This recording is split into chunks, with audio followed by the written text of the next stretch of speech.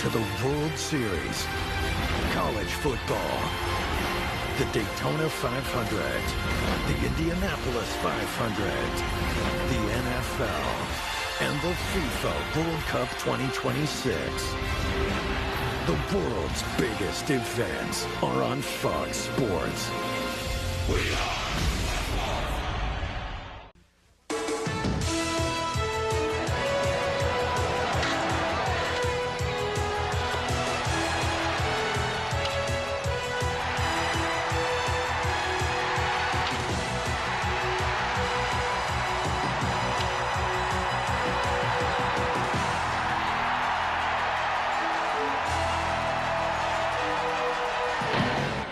Mark Ditbar throws. Here's a swing and a high fly ball going deep to left. This may do it.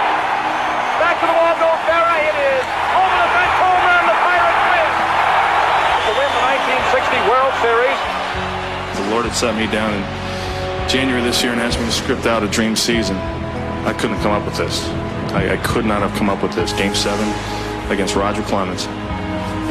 And everything that's happened, and the way the year has gone for my family, and the way the year has gone for this team, what Roger did for me and has done for me throughout my career, I couldn't front this. I'm not that big of a dreamer. You know, Roger against Kurt, they're both 20-game winners. They're both in line for the Cy Young, and it's I think the fans will get a treat.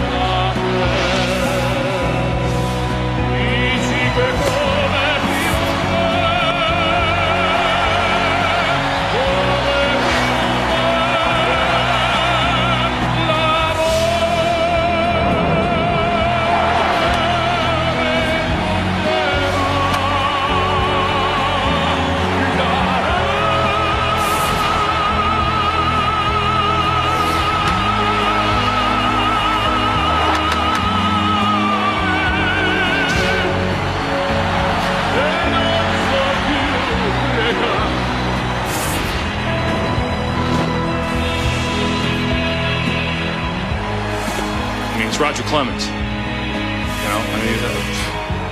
It's Roger Clemens and the Yankees, Game 7. Everybody, I think, that's ever played this sport at any level had a wiffle ball in their hand at some point and said, okay, it's 7th game of the World Series. You're either pitching or you're hitting. I mean, how cool is that?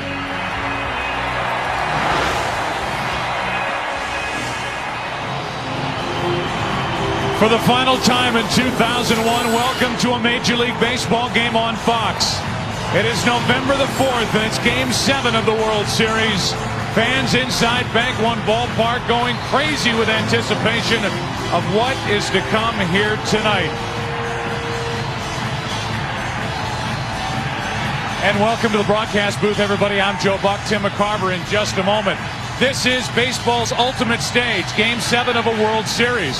As we talked about prior to Game 1 of this series, a matchup of something old. The Yankees trying to win their 4th consecutive World Championship against something new. The Diamondbacks trying to win a championship in just their 4th year. A pitching matchup of 2 power right-handers, 2 20-game winners, and likely 2 Cy Young Award winners. It has all the ingredients of a fun night here in Phoenix. These nights are rare in this sport. Let's sit back and enjoy it. Let's go down to the field. Jeannie Zelasco and Kevin Kennedy. Joe, the fun has already started, and it doesn't get much bigger or better than this. As you said, 2 20-game winners, Cy Young candidates squaring off in a winner-take-all game. Need more drama? Curt Schilling provided that, what he called his Joe Namath going into Game 7. I get the ball tomorrow, we're going to win the World Series. I believe that in my heart of hearts. I mean, you'd be naive to think I'd be taking the ball thinking we're going to lose, but we're going to win. Well, Derek Jeter had a guarantee as well. He guaranteed there would be fun, and you can believe that as teacher meets student, or as Schilling described it. It's an essay contest versus Hemingway, a paint-off versus Picasso, or my personal favorite, Obi-Wan Kenobi versus Luke Skywalker. Who will use the Force tonight, Kevin? Well, the Force will be with the starting pitcher that controls his emotions the most. Now, Roger Clemens is an emotional guy. He pitched for me in Boston several years ago. The first inning for a power pitcher is always crucial. Roger has that 97 fastball, but sometimes he needs some help like he did in his Game 3 start to strike him out, throw him out. Once he gets command of the fastball, he'll go to the split-fingered fastball as he's outpitched and get deep into the ballgame. The hamstring is still not 100% yet. He went 7 innings and got that win in his start. Now, Curt Schilling, no question about it, Game 4, 88 pitches he told me were very tough pitches for him. A 96 to 98 fastball, no secret about that. He's got the split-fingered fastball as well, drops the curveball, he'll mix in a slider, but it's that split that's dangerous as well. Curt Schilling also is an emotional guy, but he has better command than Roger Clemens. He doesn't walk many. The New York Yankees, to beat Curt Schilling, the third time they've seen him in 9 days, have to work the count better. They can't have him being 4 or 5 pitch innings. They got to work the count deep and try to get into that bullpen if they can. Curt Schilling said, I'm going to win this game. We're going to take the World Series. We'll find out very soon. Now that might explain why the Diamondbacks are remarkably loose. Brian Anderson joked with the media, hey, the entire team showed up early today. It's not because of the pressure of Game 7.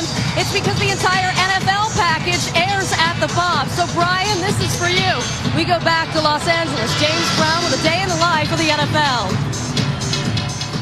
All right, Jeannie Zelasco, and Of course, the NFL season just hitting its stride, but one game will settle everything here tonight. As always, we like you to help us settle some game issues and become a virtual manager. Game 6, 61% of you voting on FoxSports.com's poll thought Bob Brenly should have pulled Randy Johnson with a 15-run lead to save him for a potential Game 7 relief appearance. Instead, Brenly opted to leave Johnson in the game through 7 innings and 104 pitches. Will it come back to haunt him in tonight's game? Keep watching and log on now to FoxSports.com's virtual manager poll. There is no greater pinnacle in baseball than Game 7 of the World Series. Someone's going home a champion tonight on Fox.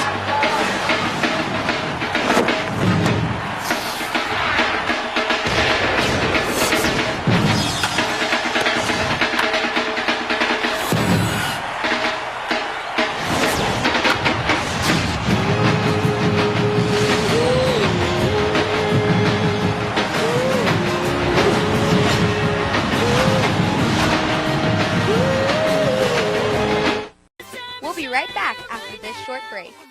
Lou Gehrig once said, I've been in ballparks for 17 years and never received anything but kindness from you fans. Joe DiMaggio said, there was always some kid who may be seeing me for the first or last time. He deserves my best. Roberto Clemente said, I believe we owe something to the people who watch us. thank you, fans. Thanks. Arigatou gozaimashita. Thank you, baseball fans. A thank you message from Major League Baseball. Welcome back to iShine Connect.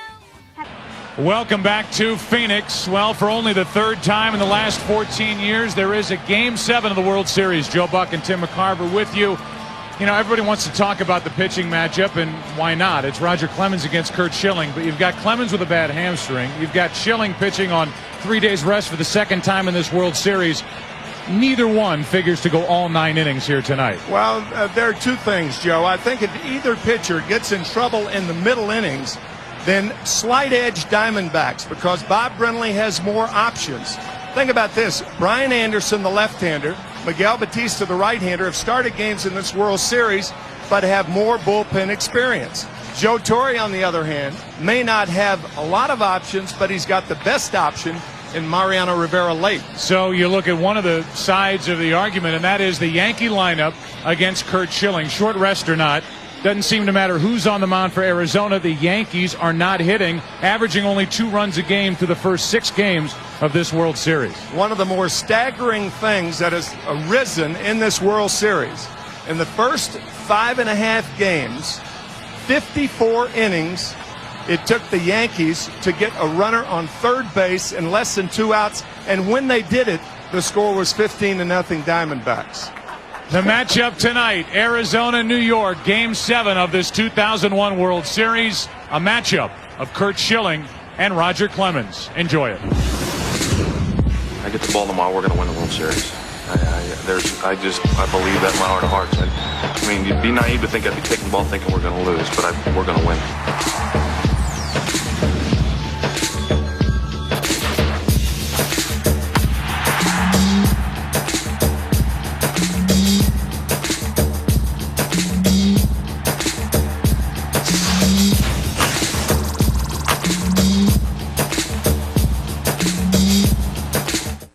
We'll be right back after this short break. For the star-studded Dallas Cowboys, it was a super show. Interception at the 40. Larry Brown with a big interception. The thrilling climax to an amazing season. Share the glory in this exclusive Cowboys Super Pack. The incredible new Dallas Cowboys Super Bowl Champions video. Plus, this collector's dream, a special leather-bound Sports Illustrated commemorative edition. Both free with your paid subscription to Sports Illustrated. Call this number now and jump on with the silver and blue as they take you along through a season of wild twists and turns on their sensational ride to Super Bowl 30. It's a one-of-a-kind video featuring the one and only Dallas Cowboys. It's Troy and Emmett. Oh, man, that's good stuff. It's the Moose and Jay. The undeniable flash of prime time and the playmaker. Don't miss this Super Cowboys tribute, free from Sports Illustrated. Throws downfield. Call now and get your exclusive championship package, including the Sports Illustrated Super Special Commemorative. Each collector's edition is leather-bound, gold embossed, and individually numbered. This colorful memento magnificently captures the Cowboys in a championship style you'll treasure forever. Both collector's items are free when you order 54 issues of Sports Illustrated, including the famous swimsuit issue, for only $1.47 an issue. Save over 50% off the cover price. For quicker delivery, use your credit card. Don't miss this exclusive, unbeatable Super Pack. Call now to get the Super Cowboys video and the special leather-bound collector's commemorative edition, both free from Sports Illustrated. Every week, enjoy a sports experience like no other. Sports Illustrated. Get into it. Welcome back to iShine Connect. A long season of baseball ends here tonight with one game to determine which of these two teams will be world champions.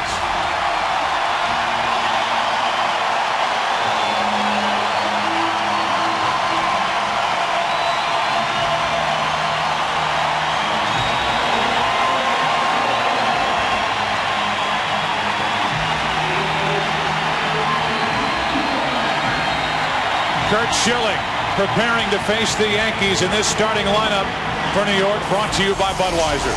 Derek Jeter will lead off. He's the shortstop. Paul O'Neill batting second in right field.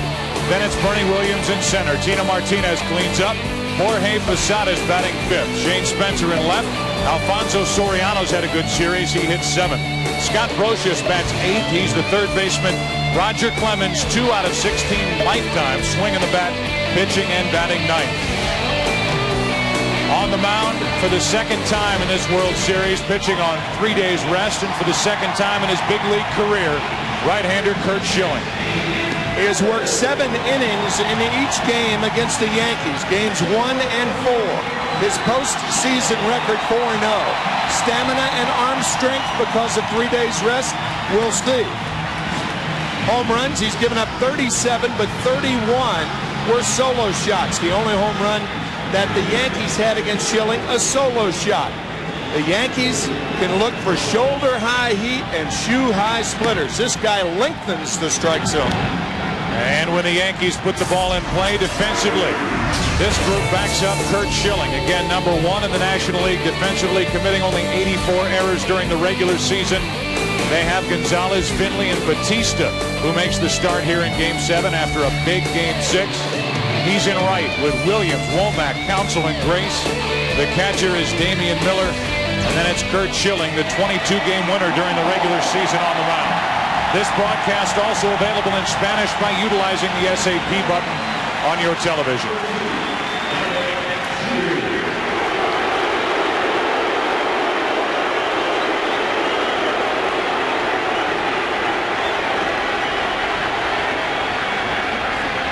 Curt Schilling, who last night guaranteed a victory, saying we're going to win. The man who will lead it off against him, Derek Jeter, said the only thing I'll guarantee is I guarantee it will be fun. Schilling and Clemens, Arizona and New York, Game 7. First pitch. Strike one. 94 miles per hour on the hands of Derek Jeter, where the Diamondback pitchers have lived games 1 through 7 now. Randy Johnson is available for relief work tonight if needed.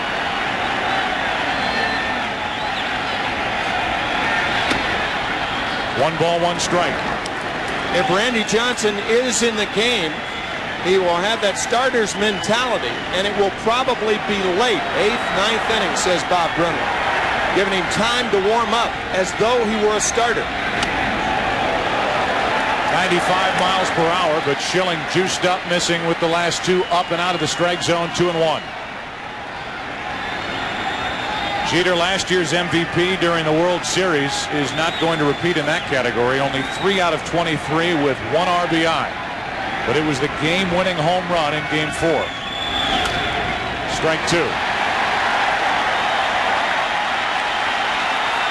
You will be seeing that all night as you look at the numbers on Derek Jeter. Foul balls the other way by Yankee hitters. Ball on top of them by Curt Schilling, particularly that high fastball.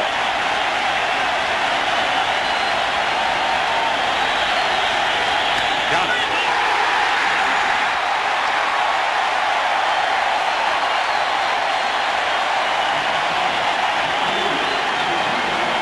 That smile from Jeter as he walks away after watching a 97-mile-an-hour pitch nail the outside corner. After trying to come inside 4 times, the fastball away gets Jeter. Talking to Gary Denbo, his hitting instructor, as Jeter is now 3 out of 24. Here's Paul O'Neill playing most likely, and again, he has never really made it official, but he has said that he is leaning toward retirement at the end of the season, playing in his final game in the big leagues. Takes the ball. O'Neill coming to the Yankees in 1993. Batting in front of Bernie Williams.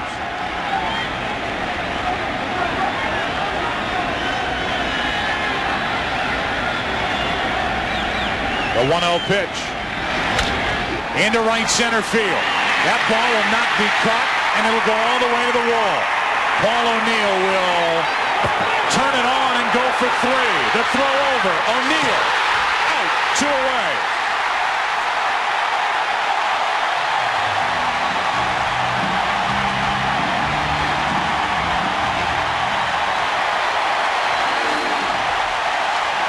In our opening, we said the Yankees went 54 innings without getting a runner to third base with less than 2 outs.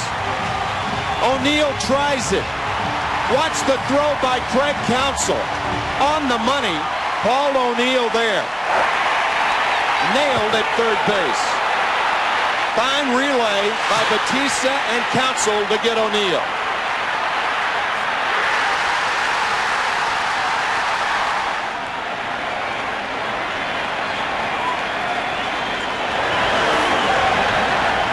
The play went 9-4-5, and now a strike to Bernie Williams.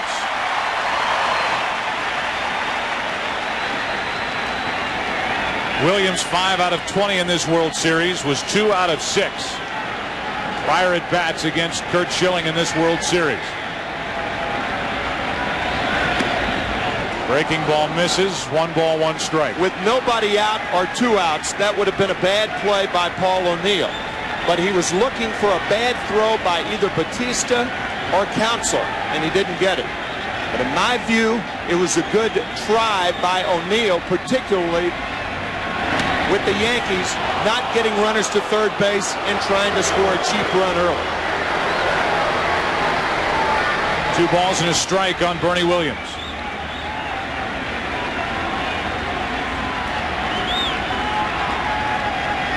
Base is cleared, 2 out.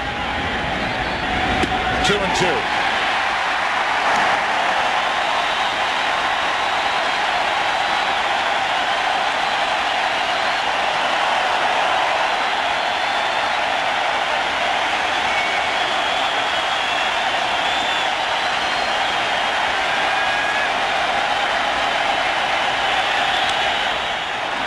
Easing into center for Finley.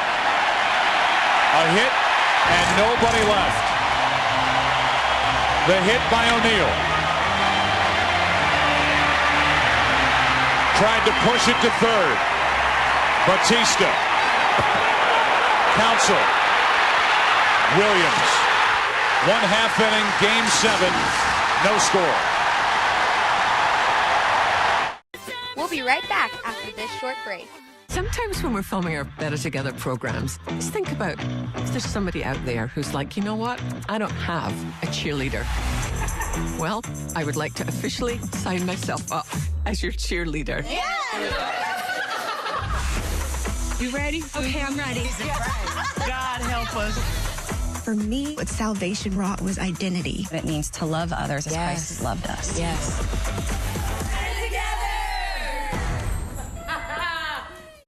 Welcome back to iShine Connect. When Curt Schilling was interviewed last night after the Diamondback victory, he was asked, how do you feel? He said, I feel like a world champion. We're only 9 innings away. Walking off after the top of the first, you can read his lips saying, that's one. 1 inning tucked under his belt. He sits on the bench and watches Roger Clemens face the Diamondbacks in their lineup, brought to you by Budweiser. Tony Womack will lead off. He's the shortstop. Craig Counsell batting second. Luis Gonzalez hitting third. Matt Williams had a big night last night. He cleans up. Then it's Steve Finley, Danny Batista, Mark Grace, Damian Miller batting 8th, and Curt Schilling pitching and batting 9th. Roger Clemens was the first pitcher in Major League history to go 20-1. The Yankees are hopeful that he's the last pitcher in 2001 to go 1-0. Womack takes a strike over the outside corner. The numbers for Womack, and isn't it amazing? But it is definitely the case with Roger Clemens, a 5-time Cy Young Award winner, who is still asked to prove himself on the big stage. He did so in Game 3 with the Yankees down 2-0. He and Rivera hooked up for a 2-1 victory at Yankee Stadium. Now, in what could be a defining start for him in a Yankee uniform, he pitches in the bottom of the first inning with no score in Game 7. Strike 2 on Womack. Our scouting report includes what Joe was talking about. Big game pitcher, he proved that in Game 3. Bunt and run, I think the Diamondbacks will try to do that. Bunt to get on, run when they do. Rocket, meet the Bob, his first time pitching here in Phoenix. Womack pops it up. Out is Jeter, in is Williams. Bernie Williams takes care of it, 1 away. We talked about how good the Arizona defense was during the regular season. We got a glimpse of it in the top of this first inning. Now the defense for the Yankees, with Spencer, Williams, and O'Neill in the outfield left to right. On the infield, Brocious, Jeter, Soriano, and Tino Martinez, and a battery of Jorge Posada and Roger Clemens. The Yankees have not played good defense in the games played in this World Series here in Phoenix. No, they have not. One of the reasons they're 0-3 here in Phoenix. Here's Craig Counsell. That misses for ball 1. This is one of those rare games where I think the outfield defense will come into play for both teams more than the infield defense, because both pitchers are fly ball pitchers. And this is a cavernous outfield. Right. It's about as big as it gets in the big leagues, with the different nooks and crannies along the outfield wall. Left center field, 413 feet away. See that yellow stripe? It goes high on the wall out in center field. You have to get it over that stripe to get it out of here for a home run. Odd caroms. Here's a 1-1. Counsell to the right side. Fair ball. Knocked down by Martinez. Base hit.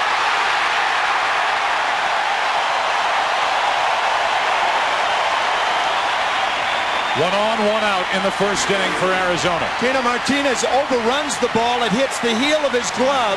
And now in foul territory, Clemens tries to win the race to the bag. Had he held on, Counsell could have been out. Just fair. Martinez knocks it down. The shovel pass could have been in time. I think Counsell may have had something to do He may have clipped Roger Clemens. We'll see. Nope, Clemens just dropped it. Had he held on, he's out.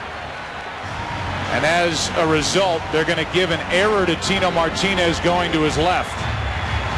Couldn't come up with it cleanly. And now Luis Gonzalez will bat 1 on, 1 out. So already we talk about the defense. Certainly not in the category of a routine or an easy play for Tino Martinez going to his left, crossing into foul territory. But on the first hit of the game, they are going to make it clean. And the error puts a man on with 1 out in the bottom of the first inning for Luis Gonzalez. In football, I hear John Madden talking about a linebacker who over-pursues. Tino Martinez over-pursued on that ground ball. It hit the heel of the glove, an error, and a rare one on Tino. 1 on, 1 out, Luis Gonzalez. That's foul. Gonzalez so far in this series, 6 out of 22. Had 3 hits in last night's game in his final 3 at bats before leaving. Been bothered by a strained left hamstring, and he was hit on the left wrist in game 2 by Andy Pettit. That has bothered him, but has not kept him out of the lineup for Arizona. No balls, 1 strike from Clemens. 1 and 1. Talked about the Diamondbacks pitching Derek Jeter inside. That's where the Yankees have tried to pitch Luis Gonzalez. First pitch, a tumbling splitter. Often a hitter will not get on the first pitch how a team's trying to pitch him. That's what setting up a hitter is all about. You can't keep busting him the same place all the time. Show him another look. Fastball up and out of the strike zone, 95 miles per hour, 2 and 1. 1 home run. Gonzalez career against Roger Clemens with a 200 average. Was 1 out of 3 against Clemens back in game 3.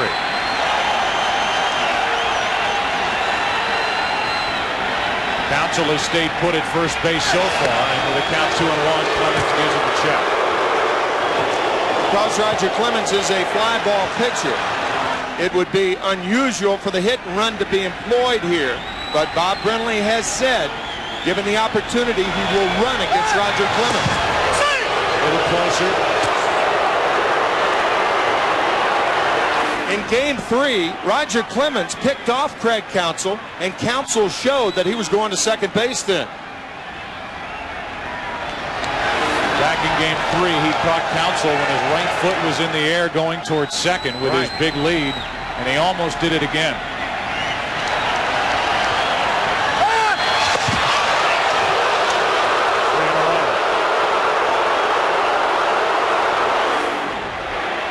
Not as close as the last time. Counsell diving to the outside of the bag to make Martinez reach farther.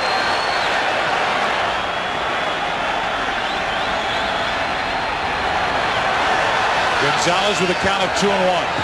Counsell not running, and Gonzalez fouls it away 2 and 2.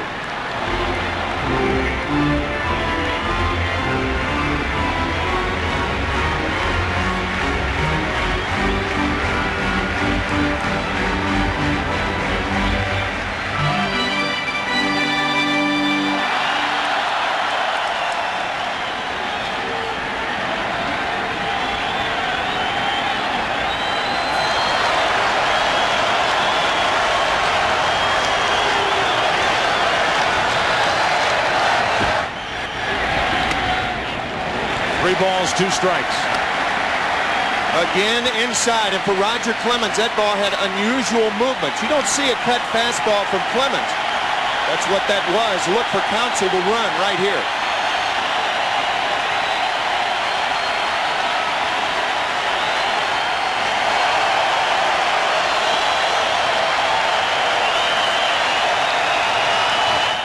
Running. Foul ball.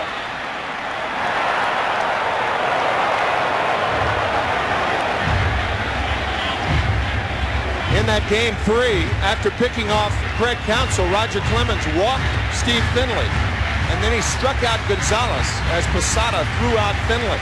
So the Diamondbacks had 2 base runners in the first inning against Roger Clemens. But Clemens faced the minimum.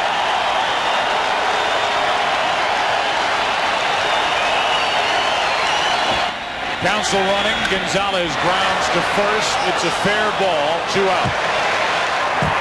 Down to second is Craig Counsell. Clemens starts off Gonzalez with a splitter. He fouls it off. Then he comes inside. He misses high. Away with the count 2-2. He misses inside. And then 2 more foul balls. And then he finally gets him on the fastball in. So the Yankees continuing to bust Gonzalez inside. The wheel in the Arizona clubhouse that at the top reads, "Who is our cleanup hitter going to be tonight?" came up on Matt Williams prior to tonight's game. He slides in there. Was 0 for 2 against Clemens in game 3. So far in the World Series, 6 out of 22. He had a pair of doubles and an 8-run third inning last night in that 15-2 blowout. Runner at second with 2 out, no score, first inning. Matt Williams, strike 1. Revolving door for cleanup hitters at the Diamondbacks. In the postseason, the Diamondbacks have had Finley there. They've had Matt Williams there. They've had Danny Batista there. They've had Durazo there. They've had Reggie Sanders there, who starts tonight on the bench for Bob Brenly. His toughest decision, he said, making out tonight's Game 7 lineup. The 0-1. Late swing, and it's 0-2, 97 miles per hour. As Reggie Sanders sits and watches from the bench.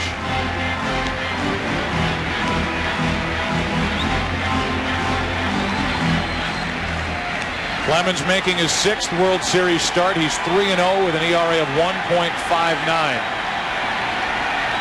in his first 5. No record back in 1986 in 2 starts with Boston against the Mets. The 0-2. Williams just got a piece. Young-Hun Kim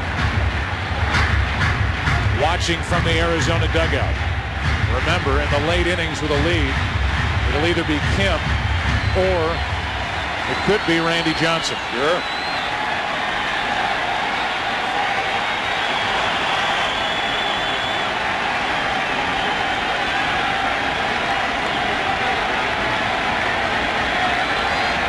Runner at second, 2 out. 0-2 pitch.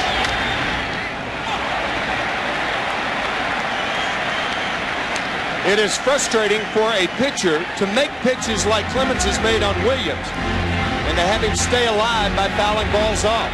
The first 0-2 pitch and now this 0-2 pitch. Off the plate away, great plate coverage by Williams.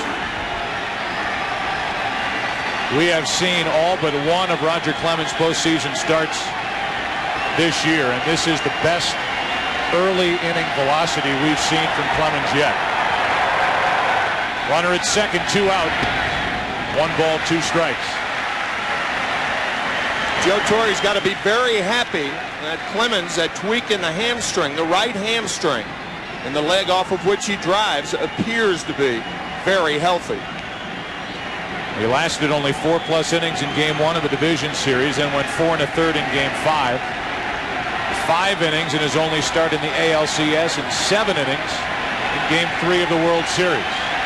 Better and deeper into the game each time out. A 1-2. It stays that way, and Posada smacking his hand into the glove, not coming up with that foul tip. Clemens has had a lot of lower body problems in his career, but no arm problems because he uses that lower part of his body off of which to drive. Tremendously powerful from the waist down. A barrel of a man, 240, 6'4½". 20 pitches in this first inning after Schilling through 12.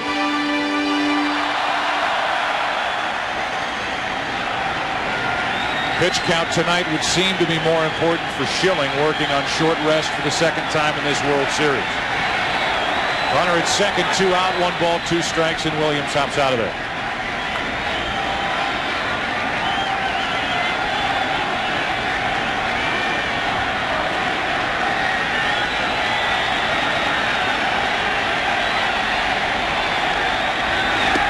Inning over. The fork ball to get Matt Williams. It took 21 pitches for Clemens to get through the first. Got around an error. And after 1, in the desert, no score in Game 7. We'll be right back after this short break. One of my favorite places in all of Israel, the beautiful Sea of Galilee. But right now there's an enormous level of tension here. Many of our Jewish friends are hurting. This is the land that God has given to the Jews. But the people of Israel now face attacks from 7 different fronts, including Iran. Since the massacres of October the 7th, Israel has been hard hit by more than 20,000 rockets and drones. People often ask me, what can I do to help? Well, I wholeheartedly recommend the International Fellowship of Christians and Jews. With hundreds of homes ruined or destroyed, the fellowship is on the ground, bringing emergency food to the elderly in urgent need. In this 7-front war, it's the fellowship's mission to help the weakest, those who have no safety net for basic food. For years, I've seen firsthand how the fellowship powerfully touches hearts and lives when they learn that it's Christians in America who want to help them. Your emergency gift of $45 will help send hot meals and a food box to an elderly Jew who's relying on the fellowship for their next meal. This kitchen is only a mile from the border with Hezbollah, and our volunteers are risking their lives every single day just to prepare the meals. It's because the fellowship is a Bible-believing ministry. We need our faithful TBN family to join with us now and in the very difficult months ahead. It's time that God-fearing people stand with our Jewish friends, have some hot food, and respond to God's calling on all our lives to bless his people, Israel. Please call or go online now. Welcome back to iShine Connect. Part of the order for the Yankees here in the second, no score. Tino Martinez, Jorge Posada, and Shane Spencer against Curt Schilling, who with help from his defense got around a 1-out double by Paul O'Neill in the first inning. Martinez takes a strike. Martinez so far in this World Series 0 for 5 against Curt Schilling.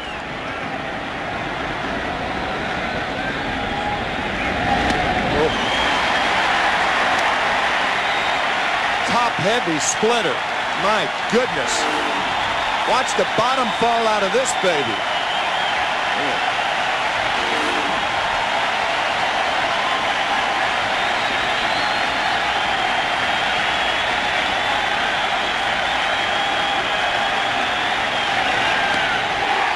One out.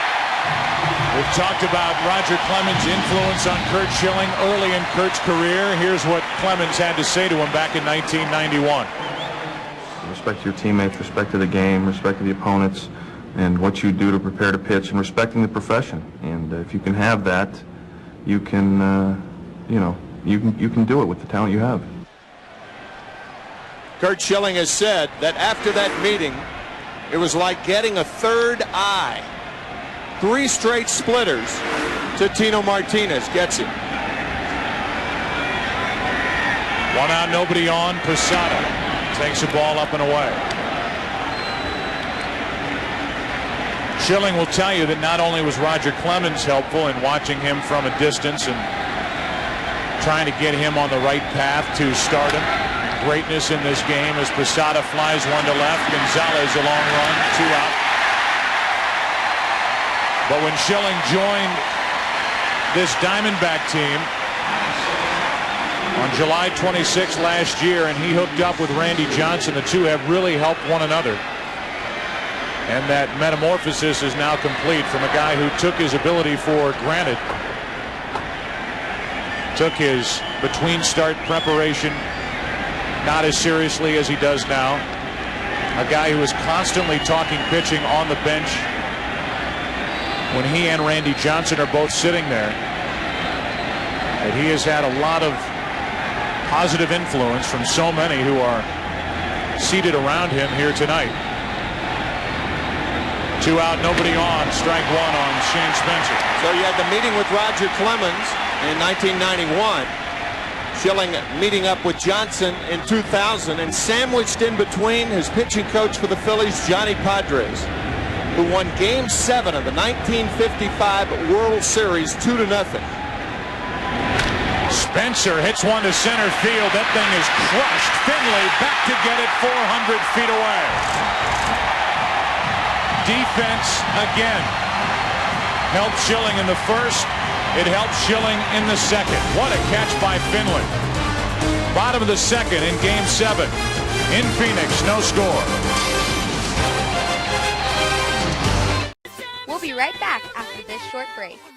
Hi, Billy Mays here for the Big City Slider Station. The fast and easy way to press and cook delicious sliders. Those restaurant mini burgers everyone loves. No more squishing and squashing or flipping and flopping. With the Slider Station, just scoop, press, and cook right on your stove. The unique design cooks both sides at once, so you never have to flip them. And in just 2 minutes, you'll have 5 mouth-watering sliders. Use dinner rolls, potato rolls, any bun. You can double or triple stack them and watch your family attack them. Top with pickles, onions, ketchup or cheese, Big City Sliders are sure to please. The double-sided non-stick surface is so slick, not even burnt-on cheese will stick. Whether it's ground beef, chuck or sirloin, just scoop, press, and cook. No flipping and no hassle. Make healthy turkey, chicken, and veggie burgers with ease. And join the craze with me, Billy Mays. You can also cook them on a bed of onions for that classic diner taste. Or use the Slider Station as the ultimate burger press to load the grill in no time. And watch this. On a busy school morning, 5 perfect egg sandwiches in an instant. Moms are going to love it. And when you're done, clean up the breeze. You can get the Big City Slider Station with measuring scoop for $19.99, plus shipping and handling. We'll also include this Slider Station recipe guide, loaded with my favorite creations, like the barbecue bacon cheddar and the original Billy Burger. But that's not all. We'll send you the quick prep slicer, perfect for onions, pickles, and mushrooms. A $20 value, just pay separate shipping and handling. You get the Big City Slider Station, measuring scoop, recipe guide, and the quick prep slicer. Here's how you can call or log on to get yours. You can call 1-800-518-6046. That's 1-800-518-6046. The Big City Slider Station is $19.99 plus $8.99 processing and handling. You must be 18 or older to order. You can call 1-800-518-6046. Welcome back to iShine Connect. Steve Finley will lead it off for Arizona after making this running catch out in center to end the top of the second. A lot of people will see the catch, but you fail to see, perhaps, the type of jump that an outfielder like Finley gets on a ball. Excellent jump, nice play. So Finley first up, and he takes the ball up and away. Steve Finley 0 for 2 in Game 3 with a couple of walks against Roger Clemens. So far in this postseason, he has been the Diamondbacks' most consistent hitter, with the exception of the guy on deck when he's had a chance, Danny Batista. Finley, one hopper to Jeter. Good play to his left. Finley hitting .354 prior to that ground out. That'll bring in Danny Batista with 1 out, nobody on. That ball fooled Derek Jeter. He did not have the normal jump. Once he recovers, he throws him out. You can see that hesitation right there. Playing that ball awkwardly off to the side. Ball was hit hard. So with 1 out, nobody on, here's Batista, who is 6 out of 9 in this World Series. A lot of that damage done against Andy Pettitte. But because of the way he is, according to Bob Brenly, locked in, he has to be in the Arizona Diamondback lineup, and that forces Reggie Sanders to the bench. A guy who hit 33 home runs and drove in 90 runs during the regular season. Time called at the plate. Roger Clemens, a high ball pitcher. Reggie Sanders, a low ball hitter. This move makes a lot of sense for the Diamondbacks. Clemens getting the corner, and it's 1-1. First breaking ball by Clemens. Bob Brenly telling us with Mark Grace on deck, telling us before the game that Reggie Sanders may pop that ball up and away. You throw it to Danny Batista, he may hit it in the swimming pool. Late swing and a miss, 1-2. They have changed the ruling. As you look at the last swing and miss on the fork ball from Clemens, Batista came up empty. On the play back in the first, they've taken the error away from Tino Martinez and charged it to Roger Clemens covering. Martinez gets an assist and Clemens gets an error. 2 balls, 2 strikes. Just so you get another look at it, here it is.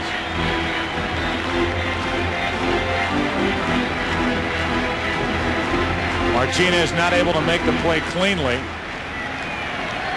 Clemens a little late in getting there and stumbling across the bag, and it's Clemens who comes up with the error. Lucky he didn't turn an ankle or a foot, that left foot going off the side of the bag.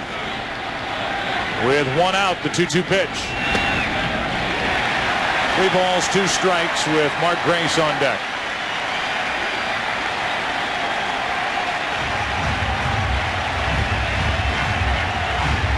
The bullpen for the Yankees watching as Clemens tries to get through these early innings, trying to keep those emotions, that adrenaline in check.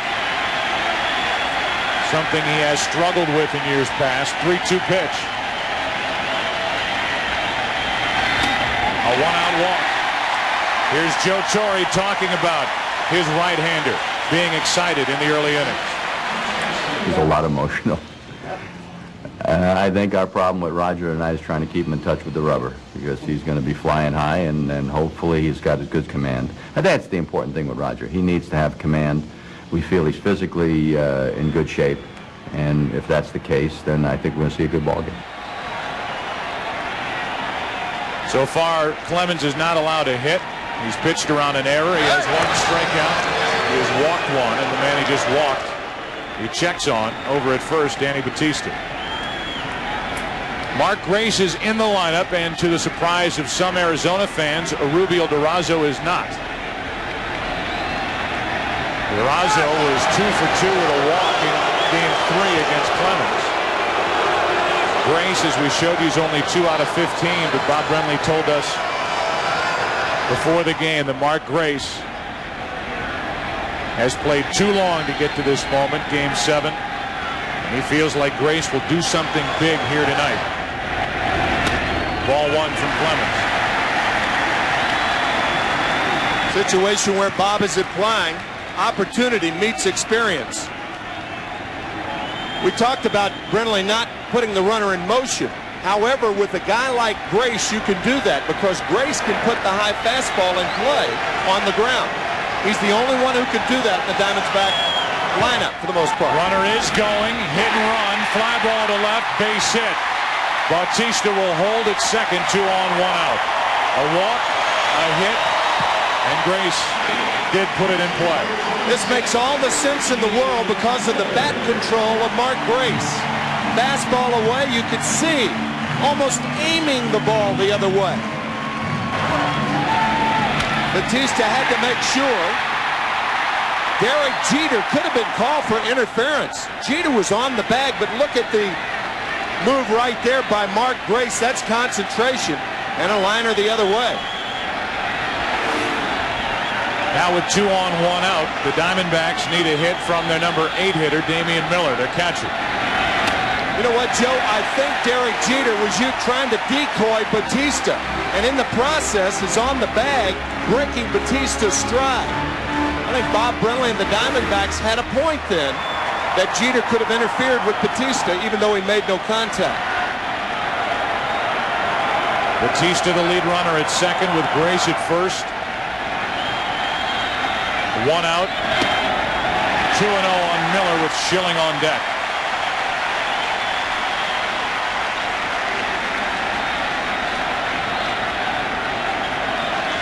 One of the advantages the Diamondbacks have in this ball game is they have 8.5 hitters in their lineup. The Yankees have 8. Curt Schilling with much more experience as a batsman than Roger Clemens.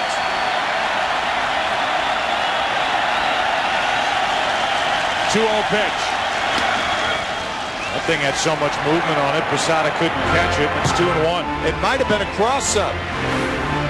Watch Posada's difficulty in centering this ball off the end of the glove, or the heel of the glove. 18 pass balls on the year by Posada, the most in the American League. Just looked like it jumped on him a little bit. Usually when a catcher, with a runner on at second base, when a catcher goes out to the mound to talk to a pitcher, it's a cross-up. Don't know there, but could have been. At least the visit makes it look good. Yeah, right. 2 balls and a strike, 2 on, 1 out. That'll get out of play, 2-2. 96 miles per hour. We've seen Clemens hit 97. Able to drive off that back leg, generate the power that has helped him win 280 games in the big leagues. He is the active career leader in that category. Number 3 on the all-time strikeout list. 2 out. Second strikeout of the night. Now the inning is up to Curt Schilling. Nobody features power splitters any more than the 2 pitchers tonight, Roger Clemens and Curt Schilling. Just devastating movement below the knees. So here's half a hitter. Yep. Curt Schilling. Yep. 11 out of 83 during the regular season. And Clemens gets the benefit of the doubt on the outside corner, 0-1. Hey, you don't want to say 9 hitters in the lineup because, after all, Curt Schilling has to face a very difficult pitcher in Roger Clemens. But he does handle the bat fairly well. Puts the ball in play often.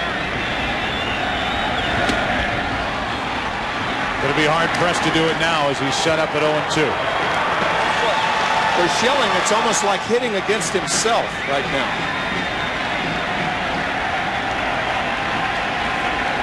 At least you ought to know the scouting report. High heat.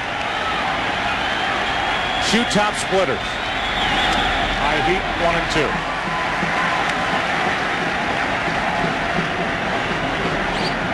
Tony Womack on deck as Schilling waits for the 40th pitch of the night from Roger Clemens. Schilling has had to throw only 19 through 2 innings.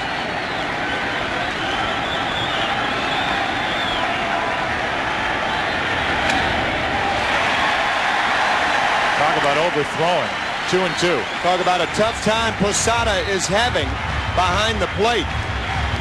Normally, the efficiency of the pitcher means the catcher and the umpire could have problems.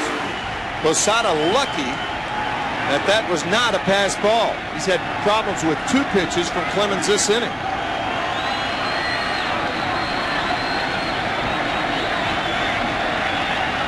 Clemens huffing and puffing and blowing Schilling away.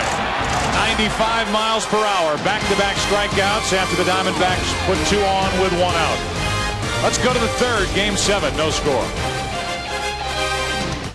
We'll be right back after this short break. Get ready, because this is unbelievably huge. The event you've been waiting for is finally here. It's Forever Freestyle, the most comprehensive collection of freestyle mega hits ever assembled, with 32 huge hits on 2 incredible CDs.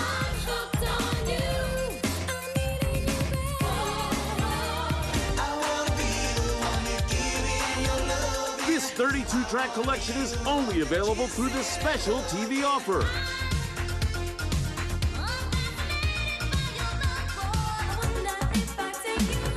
You can order this collection online at MusicSpace.com.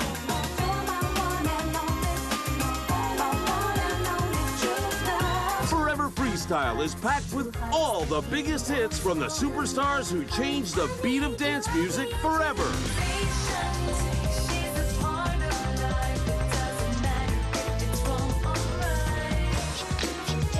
The pulse-pounding hits just keep on coming.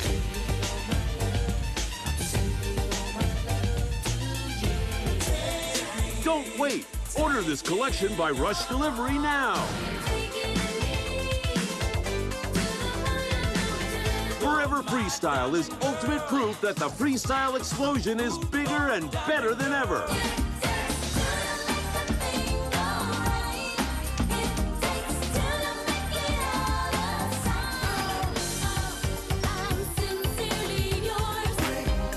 You can't get this 2-CD collection in any store.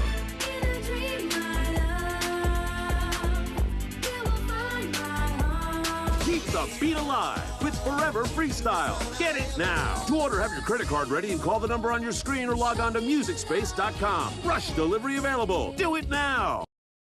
Welcome back to iShine Connect. Bottom three in the lineup for New York: Soriano, Brocious, and Clemens. No score. Kurt Schilling is back to work. He struck out 2. He's allowed 1 hit, but faced the minimum as he drills the outside corner with strike 1. The numbers for Soriano in this World Series: the postseason overall, 273.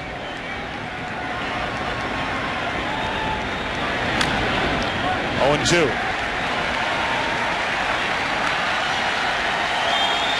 Now Stottlemyre talking to Roger Clemens, who's thrown 41 pitches in 2 innings. The only thing I can see is Roger may be a little strong. That's certainly normal in a game like this. Clemens able to lean on a pitching coach who's been in this situation for the Yankees, starting a Game 7 back in 1964 against St. Louis. 0-2 pitch. Still 0-2. And a matchup of Gibson and Stottlemyre. Cardinals winning that game. Stottlemyre making 3 starts in that World Series, as Gibson did, as Schilling is doing in this World Series. It was Gibson, Stottlemyre all 3 games. The 0-2 pitch, Soriano into right field for Batista. 1 out in the 3rd.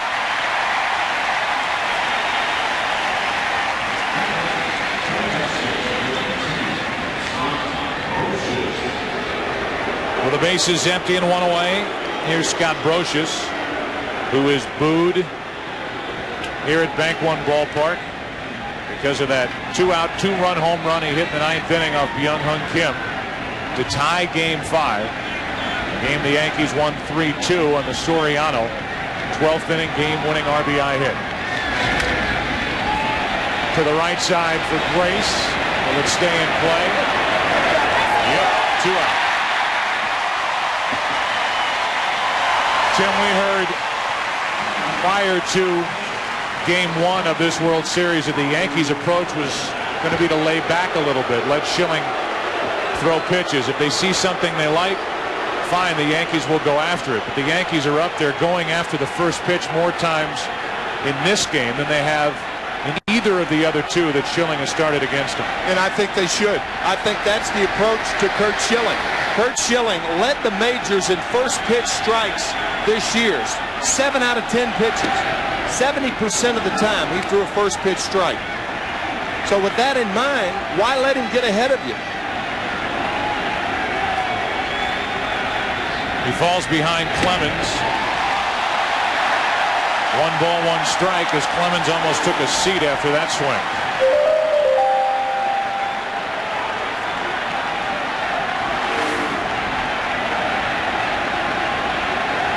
With 2 out, nobody on. 97 from Schilling to his counterpart, Roger Clemens, who now knows what the other half feels like.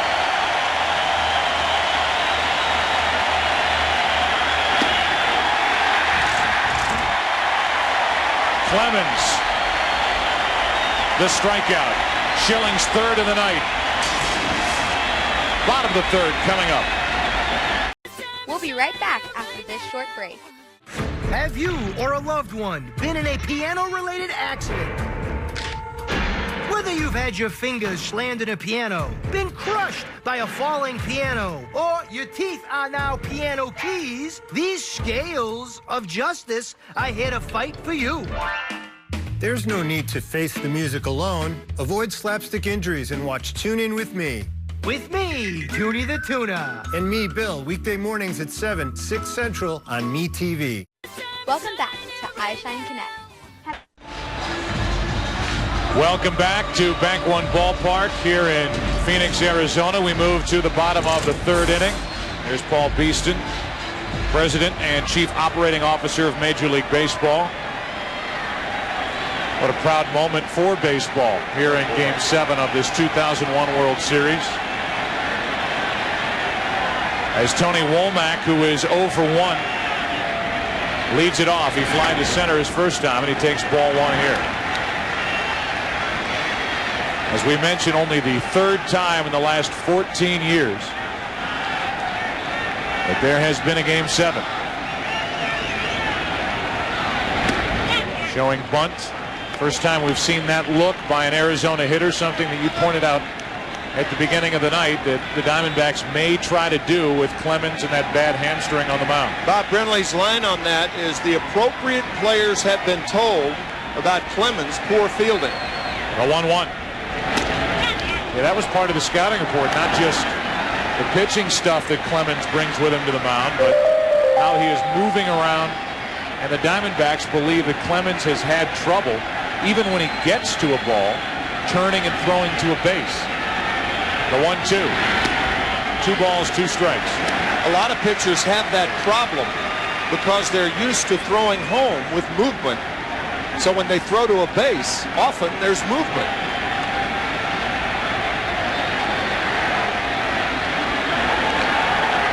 Two and 2 the count. Womack strikes out. Foul tip. Hung on to by Posada. Here is Arizona manager Bob Brenly giving a scouting report on Roger Clemens. You have to lay off the high fastball. He loves to tease guys up around the letters with that 95 or 96 mile an hour heater. And if you can lay off that pitch, force him to get the fastball down in the strike zone, we feel we've got a chance to hit him well. The split finger's a devastating pitch, much like Schill's, and that's another pitch. You know, you lay off the high one up here and lay off the low one down there, and it's a lot easier said than done. So far, Clemens 4 strikeouts, 1 walk. He's allowed 1 hit, pitched around an error, and he faces Counsell. Chopped the ball down the right side. It landed right on the baseline. Martinez could not make the play to his left, and then in feeding it late to Clemens, Clemens dropped it. And it was Clemens who was charged with the error. So Counsell 0 for 1 and now 1 for 21. Clemens just rearing back and blowing it by Counsell. 1 ball, 1 strike. In our scouting report with Mike Mussina the other night, you may remember we talked about Mike Mussina and how proficient he was east and west. Inside corner, outside corner. Clemens and Schilling are proficient north and south. Up in the strike zone, down in the strike zone. Up the middle, Counsell's on with a hit. Second Arizona hit of the night. And Clemens, like any pitcher, if he gets it in the middle of the strike zone, he gets hit hard. And that's where that pitch was. Posada sitting outside, right down the pipe. That part of the bat, base hit Counsell.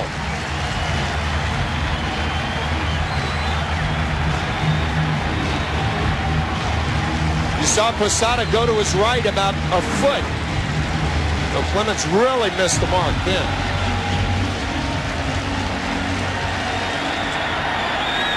Now Gonzalez.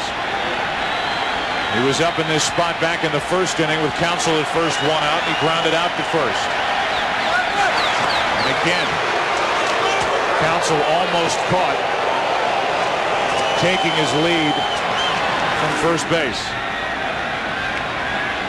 Roger Clemens has had success in getting Craig Counsell on the wrong foot, leaning towards second base several times. Council's set now, and he gets a throw again. Talk about that right foot. If it's up in the air, that foot has to come down before the base runner can make the move back to the first base bag. That's why you want to get set before the pitcher is able to move quickly. What makes a good move for a right-hander, quick feet.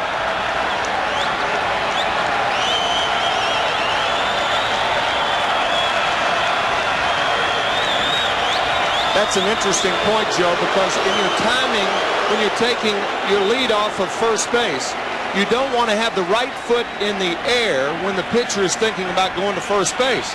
Because, as you said, you have to put it down and then go back to first. Too much to do. Gonzalez takes a strike. 50 pitches now on the night for Roger Clemens. Gonzalez 6 out of 23 in this World Series with 1 home run. But again, 57 during the regular season, after hitting a career high 31 last year.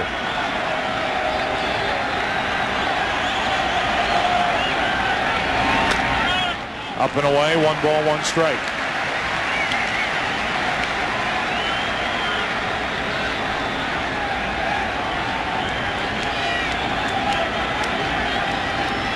When a man hits 57 home runs during the regular season, you play him deep.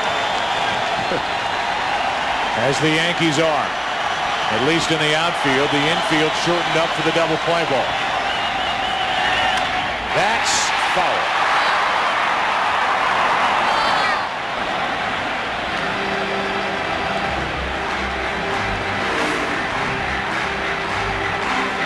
Splitter, Gonzalez out in front.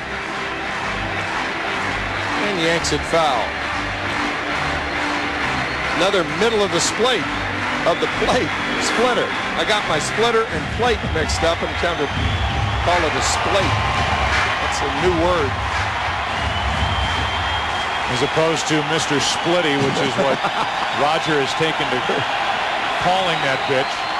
Mr. Splitty just hung up in the happy zone for Mr. Gonzalez. Here's a 1-2 pitch. Fastball up and out of the strike zone, 95 miles per hour, 2-2. Remember, Roger Clemens is working with a lot of backup tonight. Orlando Hernandez, Mike Messina, possibly Andy Pettit in the bullpen for the Yankees, along with Hitchcock, Stanton, Mendoza, and Rivera. Time for both managers to clean out their refrigerator tonight. Here's a 2-2 pitch from number 2-2. Struck him out, throw down to first, and Counsell just back ahead of the tag. 2 out. Tino Martinez had to get ready for the ball in case Gonzalez hit it. For that reason, he was in front of the bag, catches it in front of the bag, and has to dive back to try to get Counsell. You can see Martinez trying to get ready in case Gonzalez hits the ball. Now the quick throw. That's a lot for a first baseman to do with a guy who can pull the ball like Luis Gonzalez. We mentioned it earlier in this series. Scott Brocious and others have said that people who follow the Yankees don't realize how good of a first baseman Tino Martinez is. They will if he is gone after this season. Free agent to be. As is Knobloch, as is Brocious. El Duque's contract is up, arbitration eligible. He may pack his bags, and Paul O'Neill will likely retire at the end of the year. So for this core group, which started this run back in 1996, has added, has subtracted along the way. This is the final run for players like those we show you: O'Neill, Tino Martinez, Brocious, Knobloch, maybe even El Duque. 1 on, 2 out, no score, bottom of the 3rd, Game 7. Off the plate and foul, 1 ball, 1 strike. Paul Anka may rewrite it a different way, but the Yankees facing their final curtain, but they've done it their way. There's Hernandez out in the bullpen. The Yankees have done it over these years with seemingly a different guy every series. But the constant has been Rivera out in that bullpen.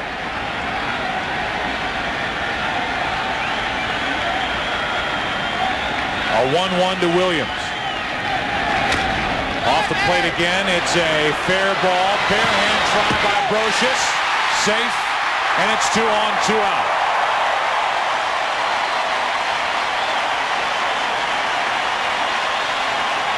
Sometimes the pitch is so good, the splitter by Clemens, that an infielder has to make an unusual play. And Brocious tried to glove it, too much to do. He had to barehand the ball right there on the second hop. The throw is low. Martinez can't come up with it.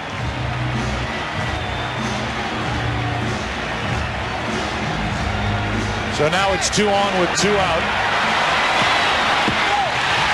Council stayed put as Martinez at least kept it on the infield for the Yankees.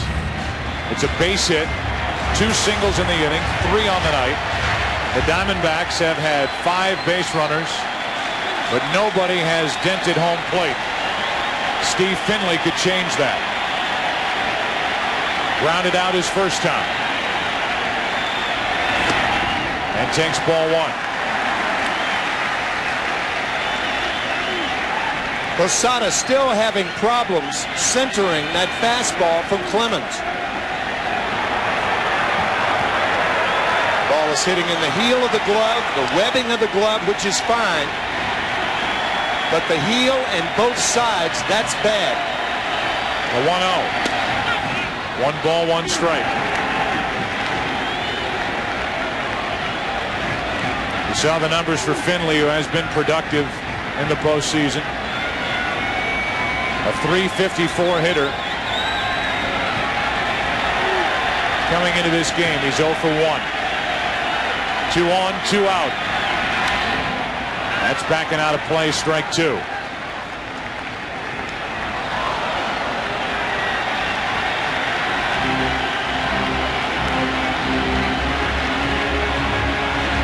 Steve Finley trying to put Arizona on top.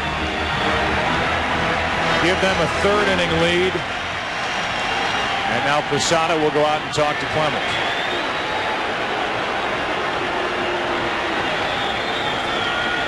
Could be pitch selection, could be location. Your Steve Finley, you look for either fastball or splitter, and as Bob Brenly said, that's easier said than done. Get the eye movement from the shoulders to the feet. That really expands the strike zone up and down. Clemens has struck out 5. Finley able to lay off that high fastball, 96, and it's 2-2. Jorge Posada did not give a sign. You picked that up on a game the other day, Joe. He went out there, and Clemens gave him verbally what he was going to throw, and it was a fastball. Now back to the fingers. So unlike a 2-minute drill, the quarterback didn't call 2 plays during the huddle, just 1.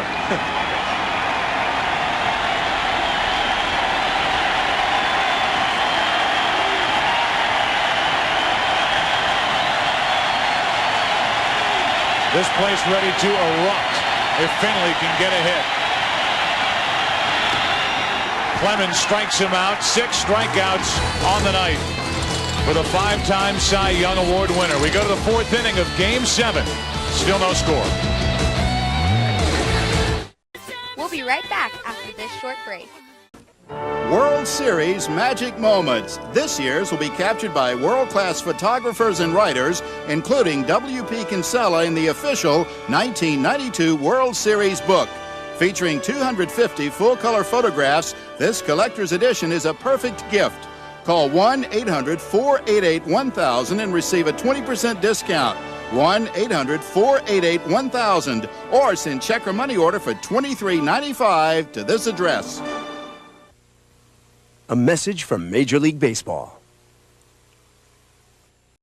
Welcome back to iShine Connect. Welcome back to Bank One Ballpark. It's the 4th inning of Game 7. There is no score. The Diamondbacks have 3 hits. The Yankees only 1. The Yankees have committed the game's only error. Joe Buck, Tim McCarver, Michael Weissman, Bill Webb with you. A matchup of Schilling and Clemens. And so far, neither pitcher has disappointed. As the top of the order will bat for the Yankees, Jeter, O'Neill, and Williams. Jeter struck out looking his first time up and takes a ball low.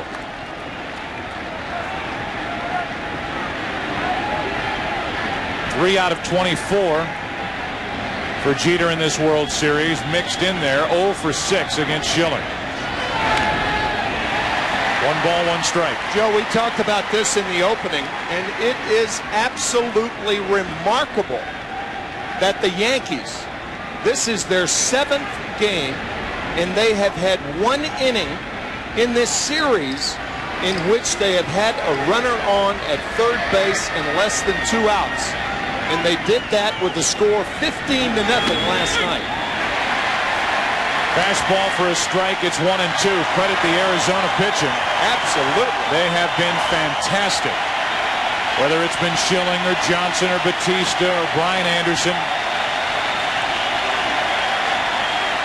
The starting pitching for the Diamondbacks is outpitched the starting pitching for the New York Yankees. Joe Torre saying before the game tonight that offensively we don't match up.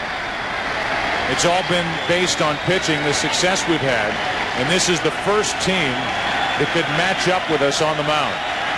They have not only matched up with the Yankees, they have outpitched the Yankees with the exception of the 2 closers, Rivera and Kim. Jeter got a piece of it to stay alive. It's still 2-2.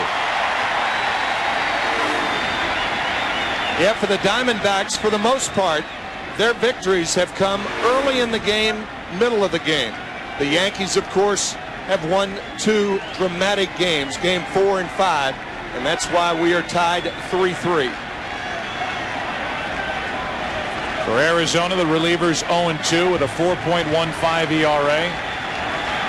The starters 3-1, and the 1 loss belongs to Brian Anderson, who was fantastic, matching up against Roger Clemens in game 3. Here's a 2-2 pitch to Jeter, leading off. Into right field for Batista. 1 away. That'll bring in Paul O'Neill, who was serenaded by the Yankee Stadium fans back in game 5.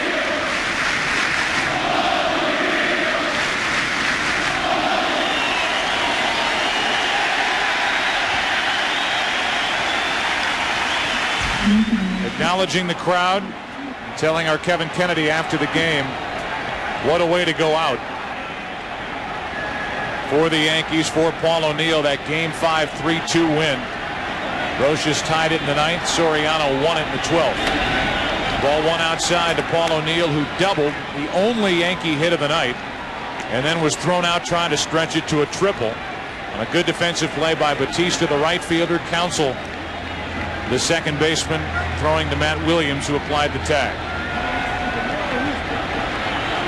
O'Neill does have 5 World Series rings. 1990 with Cincinnati, and then the 4 with the Yankees.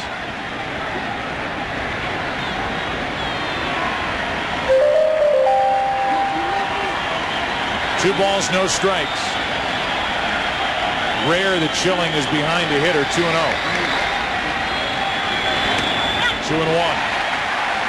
And thinking about that relay play in the first inning, right on the outside corner, it is rare that you get a runner when a ball is bounced to an infielder. Usually an outfielder has to hit the infielder chest high to get the play, but that's why Counsell, the bigger part of that play, with the strong throw to Matt Williams at third to get O'Neill. Now it's 3-1.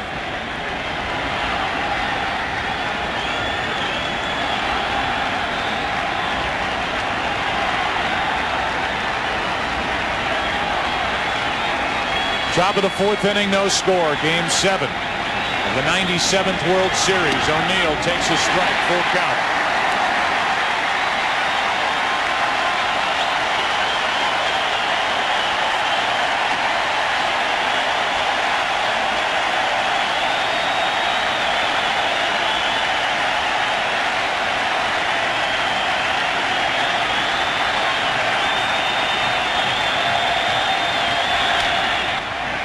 3-2. Here's that play in the first inning with one out. A low fastball to O'Neill, right center field. Bautista gets to it. Now watch his throw. One hop. Counsell moving toward third. No hops to Matt Williams to get Paul O'Neill. Big play in this game so far.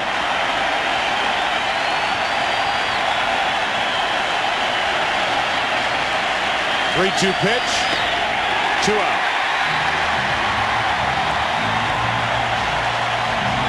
Four strikeouts for Curt Schilling. There hasn't been a more awkward swing all night. Here is tonight's Aflac Trivia question. Who was the last National League pitcher to throw a complete game in Game 7 of the World Series?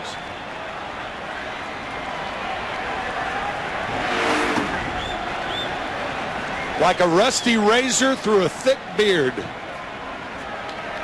That's a bad swing by O'Neill. 2 out, nobody on. Bernie Williams, strike one.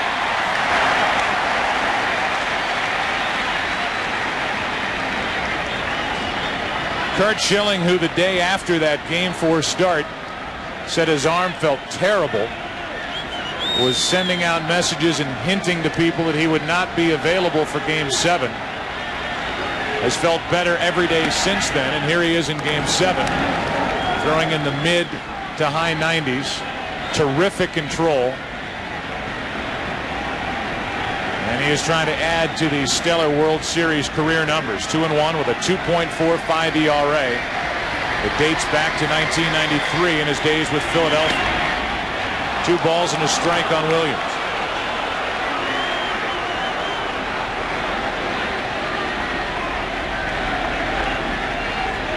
Schilling is 4-0 with a 0.88 ERA this postseason with 3 complete games.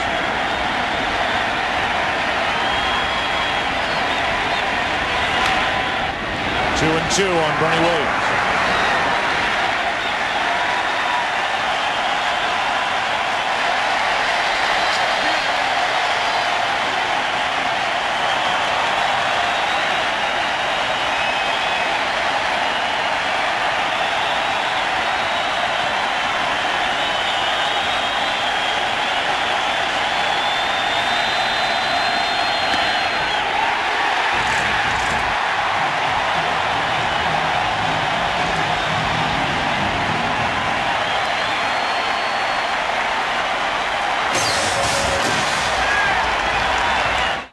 We'll be right back after this short break.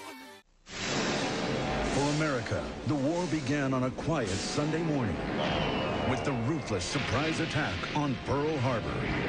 And now, all the infamy, the bravery, and the history of the Second World War is dramatically presented in 3 monumental motion pictures. Tora, Tora, Tora, The Longest Day, and Patton, an extraordinary video collection that honors the heroes of combat. Air raid, this is no drill. In the Academy Award-winning epic Tora, Tora, Tora, the original story of Pearl Harbor, you'll witness the sudden and deliberate attack on unsuspecting American forces. On the other side of the world, you'll struggle alongside the Allies in their heroic invasion of Normandy during the longest day. Send them to hell. And in Patton, winner of 8 Academy Awards, including Best Picture, follow the American general as he leads his troops to victory. I am going to be allowed to fulfill my destiny. Remember those who fought so bravely with these action-filled war films. Tora, Tora, Tora, which includes a bonus documentary on the bombing of Pearl Harbor, The Longest Day, and Patton. For a limited time, all 3 powerful motion pictures can be yours for only $29.98. Come on, you 3 stellar international casts. Let's go! 3 monumental film achievements that capture all the action, anguish, and arrogance of war. You'll be proud to add to your video collection these magnificent films that so vividly portray the world's darkest days and freedom's finest hours. God help me, I do love it so. Have your credit card ready and call the number on your screen now to order Tora, the longest day in Patton. 3 full-length home videos for only $29.98 plus $5.95 shipping and handling. Or send a check or money order to the address shown. Call now. Welcome back to iShine Connect. Danny Batista first up, ball one up and in. Then those terrible control problems plagued Steve Blass in 1973, and they did not leave him. Now one of the voices for the Pittsburgh Pirates as Batista faces Roger Clemens. Danny Batista walked his first time to the plate.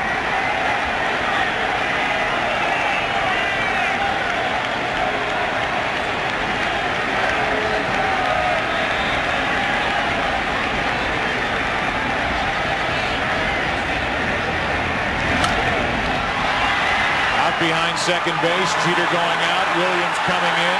It's the center fielder for the first out. Danny Batista, who had reached base 5 consecutive times, dating back to last night's Game 6 start, is retired for the first time tonight to start the fourth. Talked about Steve Blass being the last NL pitcher to pitch a complete game in Game 7. The last complete game in Game 7 pitched by Jack Morris in 1991, and it was one of the most memorable performances in World Series history. Just unbelievable.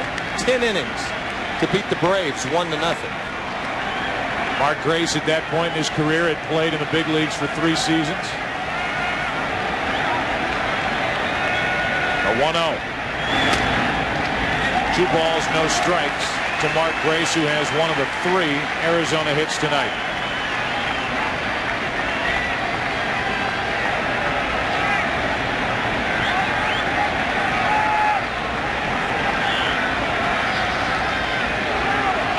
On 2-0, Grace took a strike. Belled high pitch from Clemens. So Clemens gets the high strike. It's 2-1. Keep in mind that the home team has won every game of this series. 3 by the Diamondbacks here, 3 by the Yankees in New York. Jeter can't make the play, up his arm into left field, and Grace is on for the second time tonight.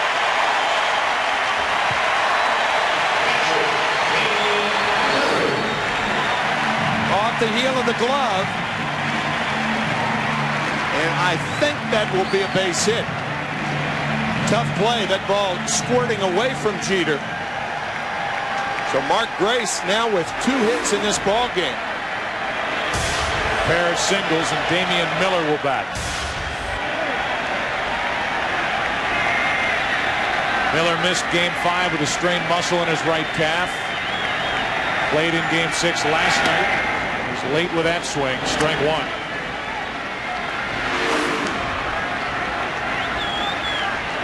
It's in the middle of the plate, but you can see the action when it hits Posada's mitt. And mitt going about 6 inches to the right. It's Miller up now, 1-on, 1 out, with Kurt Schilling waiting on deck.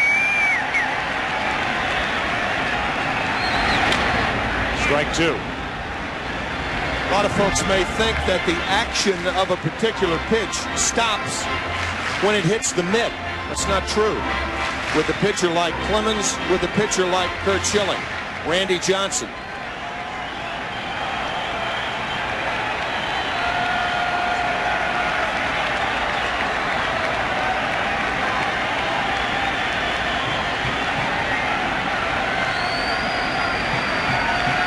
No balls, 2 strikes on Miller.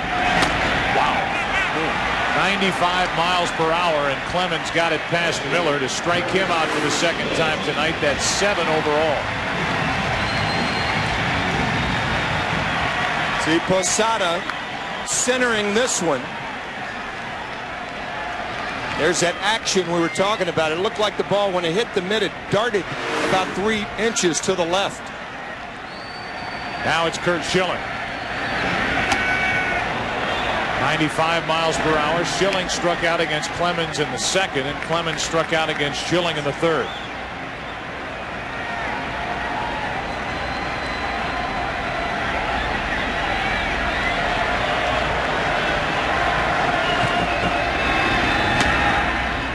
1 ball, 1 strike.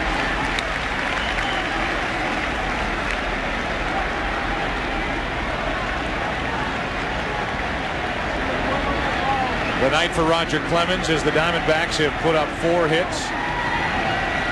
Back in the second, had 2 on with 1 out, but Clemens came back with back-to-back strikeouts. Schilling able to put the bat on the ball, but now he's in the hole 1 and 2.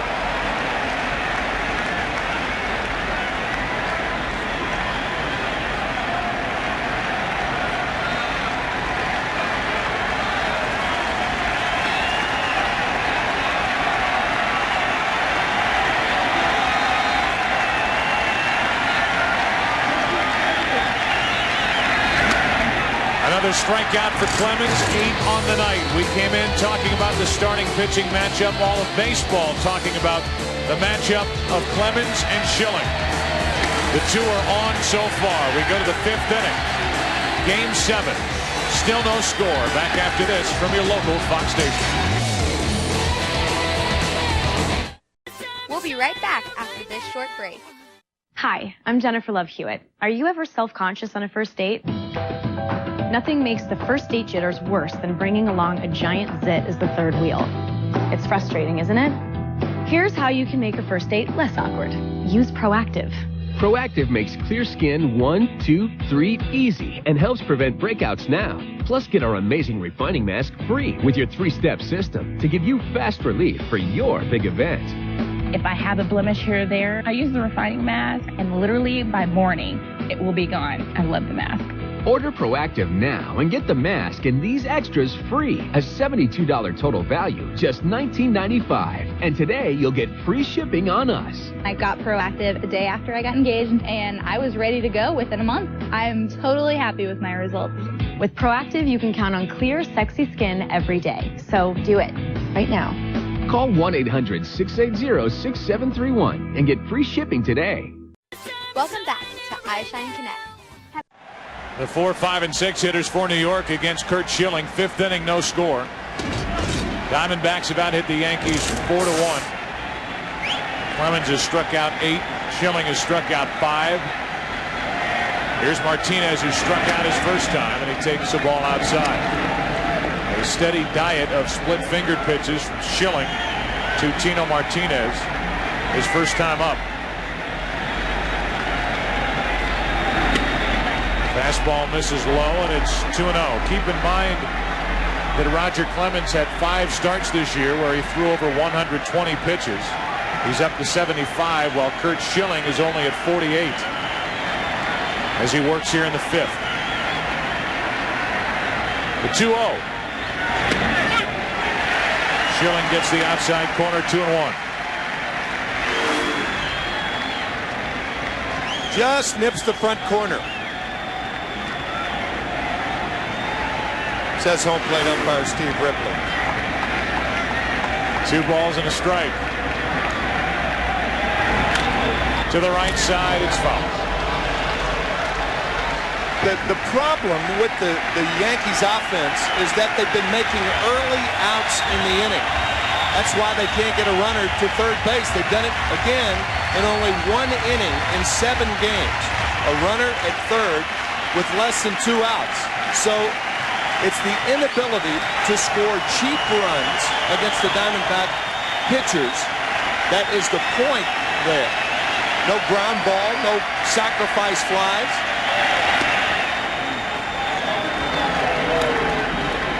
Three balls, 2 strikes on the leadoff hitter, Tino Martinez. When the Yankees have scored, the Diamondback pitchers have made them earn it. 7 of the 12 runs scored, once again, the home run.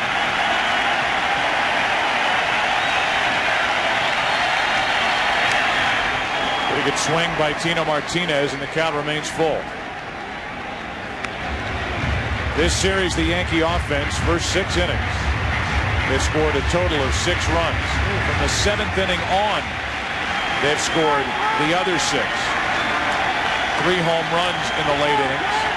And that grand total of 12 runs scored as they play in Game 7 of this World Series. 3-2 pitch. Another foul.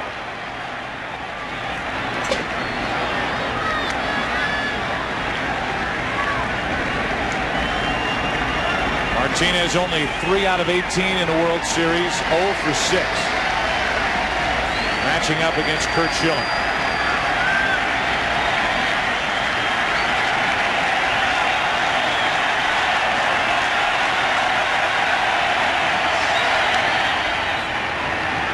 Just able to get a piece.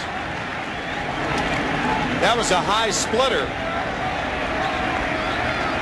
That's the thing about Schilling. He throws so many strikes. He makes you commit on a ball. Schilling this postseason has thrown 45 innings. He has allowed 4 runs on 20 hits.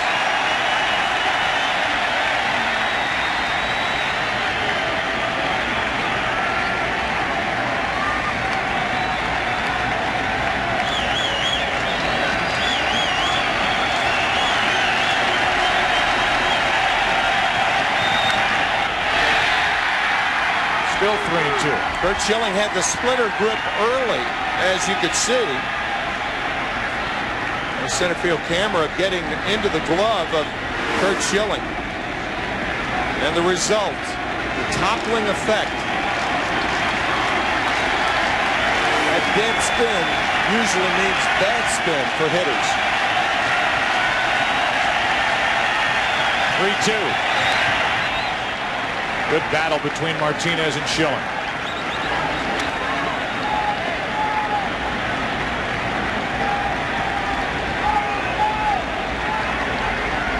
Say it again. Schilling 45 innings pitched in this postseason, allowing 4 runs.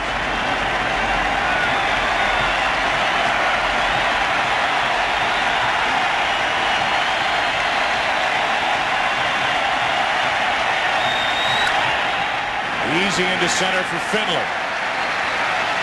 Schilling wins that battle with Tino Martinez, 1 out. That'll bring in Jorge Posada, who is 1 out of 7 against Schilling in this World Series. Flied into left his first time up.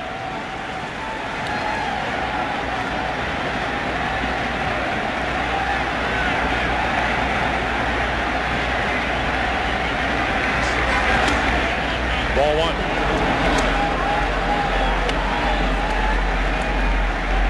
You could see Schilling there nodding his head to the right, asking home plate umpire Steve Ripley if that ball was outside. He received the affirmative. Same pitch, and it's a strike. 1 ball, 1 strike. Went right back out there. This one gets the front corner. According to home plate umpire Steve Ripley, the 1-1 pitch. 1-2, and Schilling has Posada set up for his 6th strikeout of the night.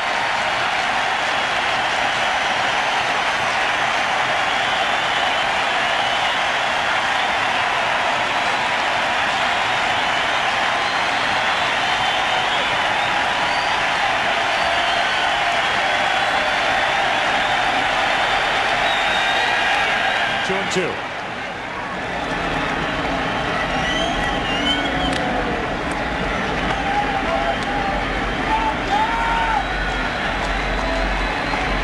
.61 pitches now for Schilling, who threw 88 pitches in Game 4. Said he was finished. The 2-2 pitch. 2 out.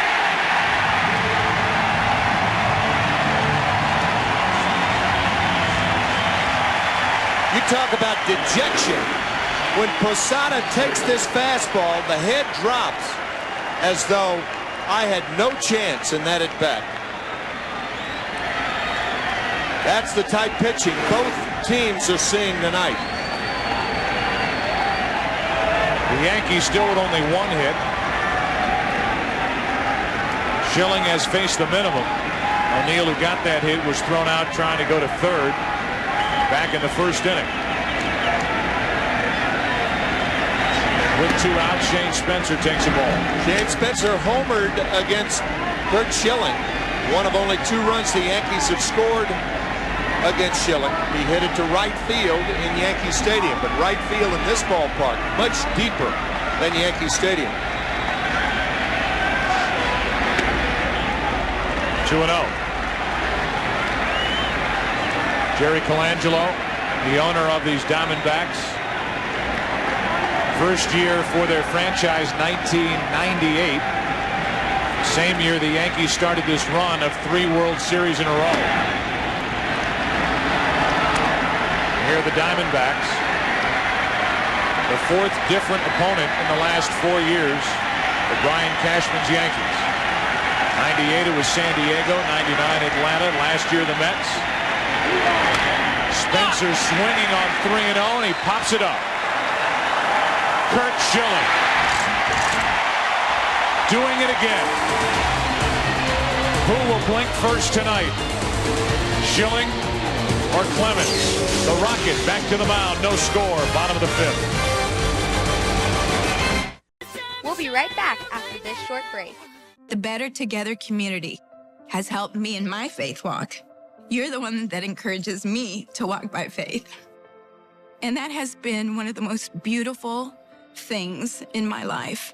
It's been a joining of my friends that have helped echo this beautiful voice of hope and grace and encouragement around the world. So my sweet mother-in-law, Jane Crouch, looked at me one day and she said, "Lori Michelle," she said, "it's time for you to do something for the women." So I really took that to heart. But my husband also took it to heart. He said, "I think that would really bless women all over the world." And God started gathering the people. And so Better Together just took shape, and we started shooting in April of 2019. Little did we know that it was just before this global pandemic that Better Together voices were on the air. And I just believe that the next 1,000 episodes, they will keep up with the times of what our world needs, bringing his kingdom down here to earth. And I want you to be able to get what God has for you, because we get to grow together. We get to worship together. We get to be a part of each other's lives. And I pray that it has ministered to you in a beautiful way.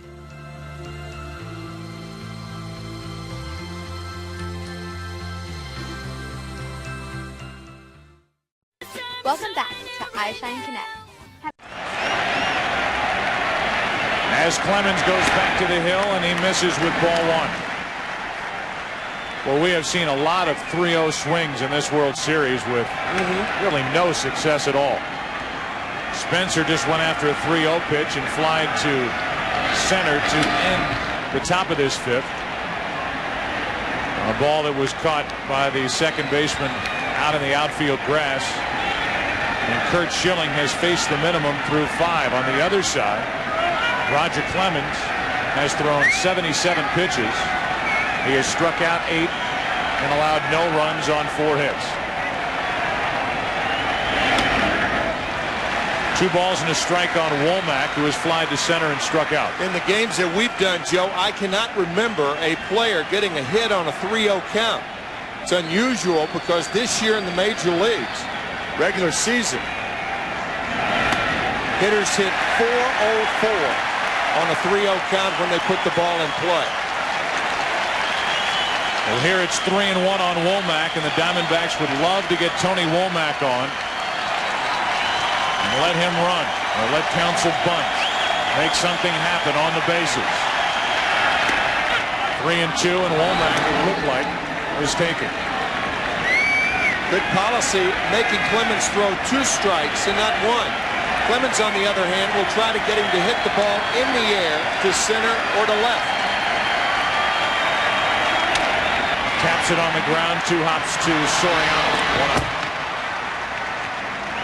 That's the way we begin the bottom of the 5th inning.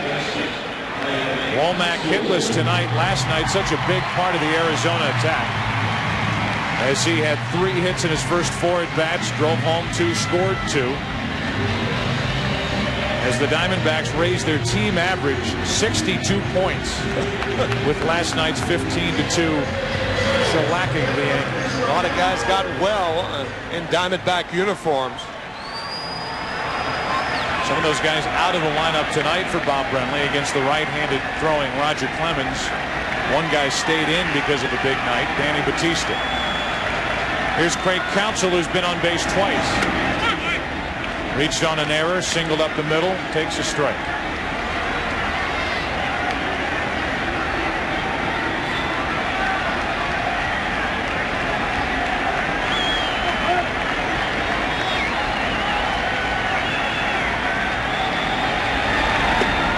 39-year-old Clemens misses with ball one.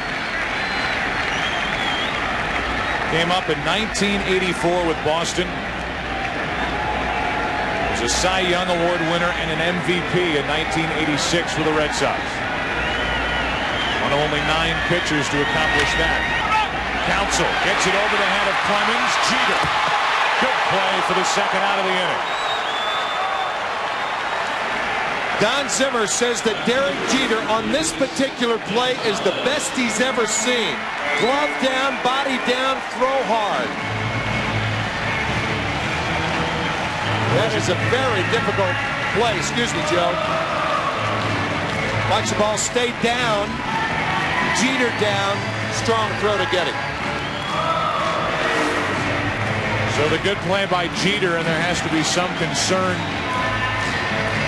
Although that concern may fade away here shortly with the hamstring of Clemens, who had to leap high in the air, came down. Brocious immediately went over to him after the play. Clemens was bent over talking to Brocious, and after Posada visited him, Gonzalez will dig in with 2 out and nobody on. It looked like Jeter may have strained either a hamstring or lower back. He's moving around, bending at shortstop. Clemens stepped off the mound to look at him and to give him an extra breath. Gonzalez takes a strike, and he's surprised that was a strike. And a play like this can injure either a hamstring or lower back when you consider all the things he had to do to make it. With 2 out, Gonzalez. 0-2.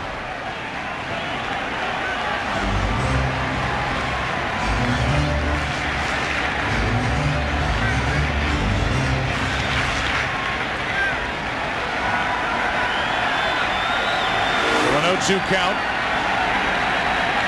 Jeter did not get a visit from the trainer as Gonzalez looks at ball one outside.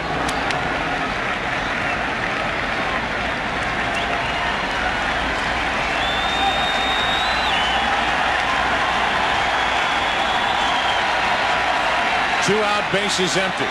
2 ground ball outs. Ground balls have been rare in this game against Clemens. The 1-2 pitch to Gonzalez. Another ground ball. Soriano boots it. And Gonzalez is on with 2 out here in the 5th.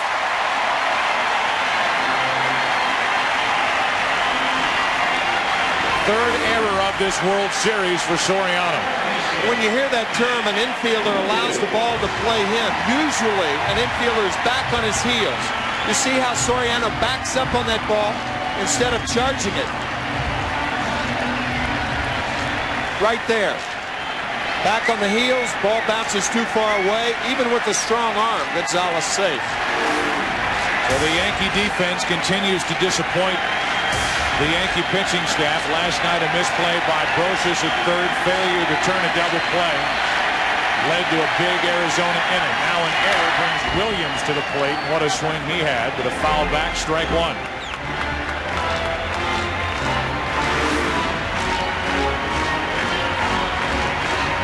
That part of the bat on that ball. Williams with good power the other way. The outfielders of the Yankees playing an extra step or 2 deep. This is an early form of a double prevent defense. You want the ball going over your head, allowing Gonzalez to score. For the most part, you're saying the Diamondbacks have to get 2 hits to score the run, not 1. The Yankees now have committed 5 errors in the 4 games played here at Bank One Ballpark. 2 tonight, 1 by Clemens. Could have gone to Clemens or Martinez, now 1 by Soriano in this 5th inning, and Matt Williams grounds to short. A force out at second. The inning is over. 4 ground balls in the inning. 1 error, 1 left. Diamondbacks have left 7. We've played 5. No score. We'll be right back after this short break. Have you or a loved one been in a piano-related accident?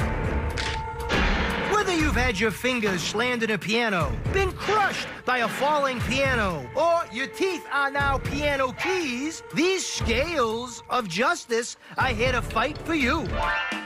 There's no need to face the music alone. Avoid slapstick injuries and watch Tune In With Me. With me, Toonie the Tuna. And me, Bill, weekday mornings at 7, 6 Central on MeTV. Welcome back to iShine Connect. We go to the 6th inning of Game 7. There's a hero waiting to be found down there somewhere on that field. Right now, 2 heroes are the 2 starters, Curt Schilling and Roger Clemens. Soriano gets one off the hands and fouls it away. Strike 1. Soriano, Brocious, and Clemens against Curt Schilling, who this postseason has allowed 20 hits and 155 at-bats. Opponents are hitting 129 against him, and these are playoff lineups.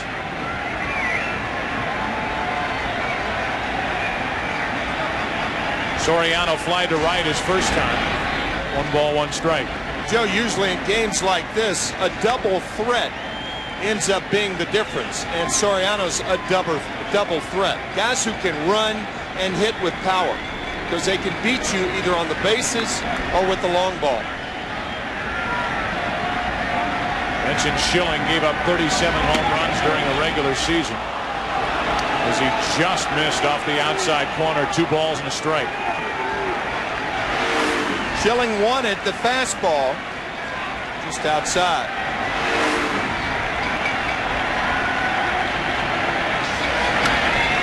Two and two.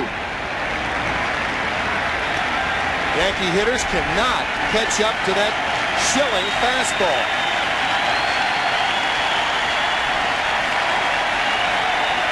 And they're out in front of the splitter.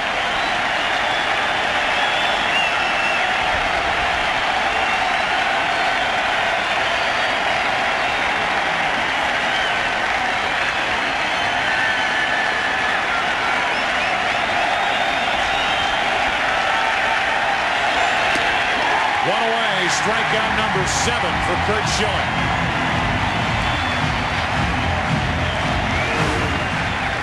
Soriano blown away.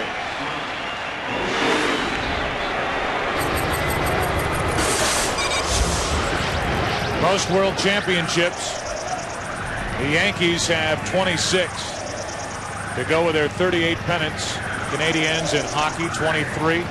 The Celtics from the NBA 16. The NFL, the Packers 12.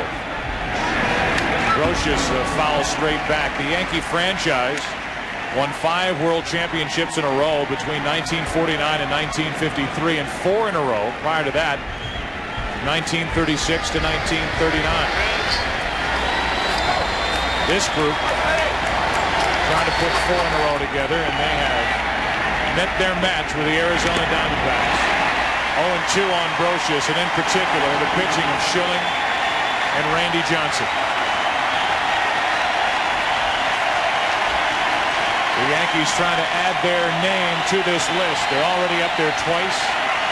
4 or more straight championships. The Celtics with 8 between 1959 and 1966. But here are the Diamondbacks. 4th year of their franchise history. Schilling strikes out Brocious 2 away. 8 strikeouts for Schilling. And only Roger Clemens stands between Schilling and the end of the top of the 6th inning, and we have seen some horrible Yankee swings against the pitching of Curt Schilling. 5 of the last 7 Yankees have struck out. Schilling, a guy who gets stronger as the game goes along. Don't know how he's going to react with just 3 days rest. His second start, 3 days rest.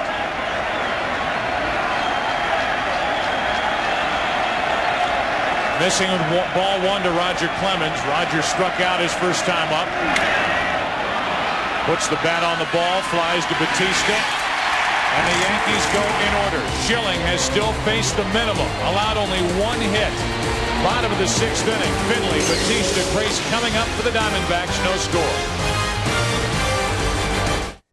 We'll be right back after this short break.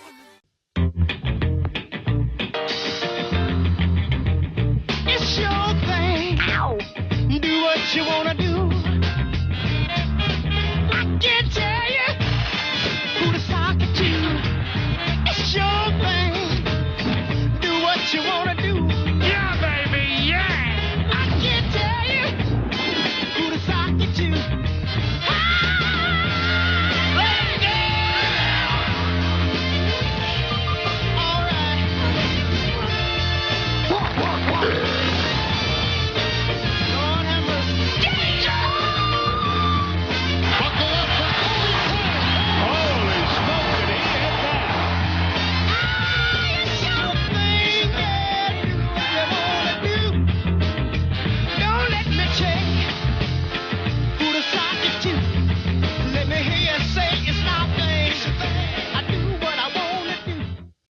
Welcome back to iShine Connect.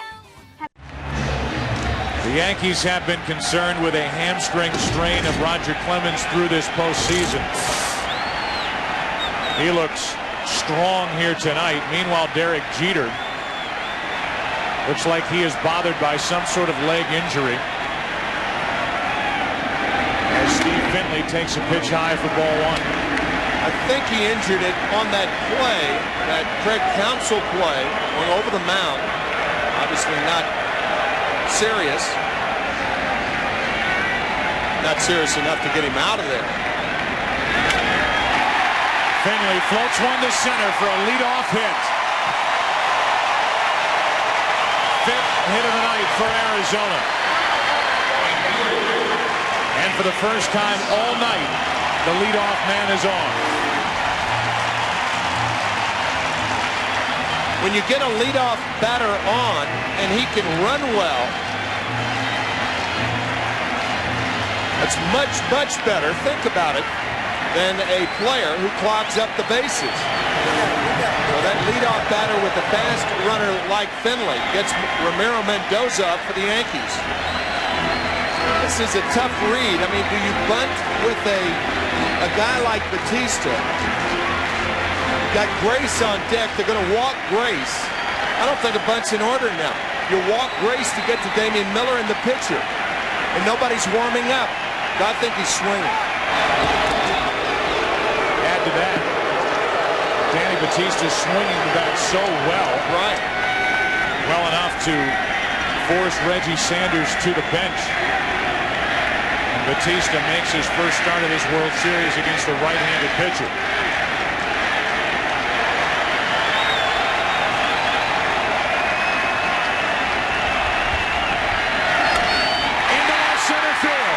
That ball is going to get down. That ball is going to put Arizona on top. Danny Batista delivers again. Going for third. Out, but it's 1-0 Arizona.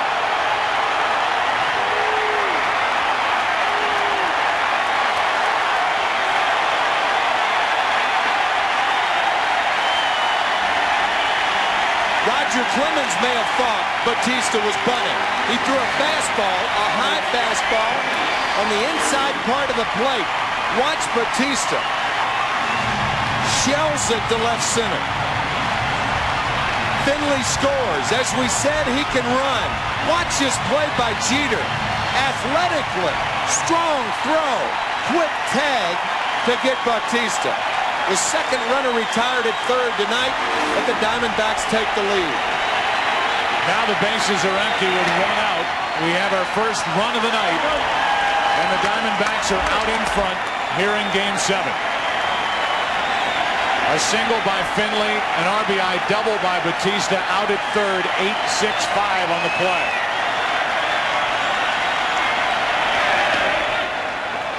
Well, we have seen some magnificent throws by two cutoff men. One by second baseman Craig Counsell in the first to get Paul O'Neill, and now Derek Jeter receiving the ball in midair, coming down and making a strike at third. Grace reaching for it, bounces one to Soriano. 2 out in the inning. There is no doubt that Jeter is bothered with some sort of leg trouble. And there he is up in the air, gathering it in, throwing in one motion to third to get Batista. The reaction to the out at third, but the big picture, it's 1-0 Arizona in the bottom of the 6th. Now with 2 out, nobody on, and a run in, it's Damian Miller, and it's strike 1. Watch Jeter, or I should say watch Brocious with a quick tag. Derek Jeter in midair when he received the ball, and he came down and threw the ball flat-footed.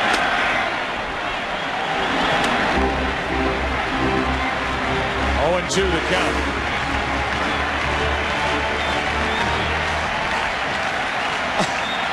Boy, that is some throw. And some piece of hitting by Batista. 1 ball, 2 strikes on Damian Miller. Bob Brenly staying with Danny Batista, staying with the hot hand. And on the second extra base hit of the night, the other belonging to O'Neill back in the top of the first. Bautista puts the Diamondbacks up 1-0 in the 6th inning of Game 7. And Miller stays at the plate 1-2. I wonder if Jorge Posada and Roger Clemens were thinking that Bautista may have been bunting. Usually in that situation, a pitcher will go to his fastball, preferably up, try to get the hitter to pop it up. Bautista did not give Clemens a second chance. That's foul. Still 1-2 on Damian Miller.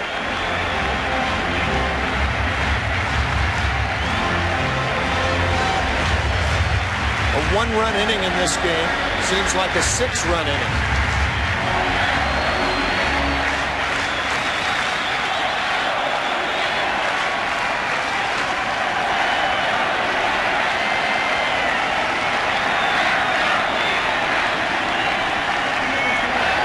Clemens strikes out his 9th, but in the inning, the Diamondbacks get on the board. Who will blink first? Roger Clemens will blink first. A hit by Finley, an RBI double by Bautista. 1-0 Arizona. Back after this from your local Fox station. Danny Bautista puts Arizona on top with an RBI double in the bottom of the 6th, and now in the top of the 7th in Game 7. It's the top of the order for the Yankees. Jeter, O'Neill, and Williams. If anybody gets on, Tino Martinez against Curt Schilling. Strike 1.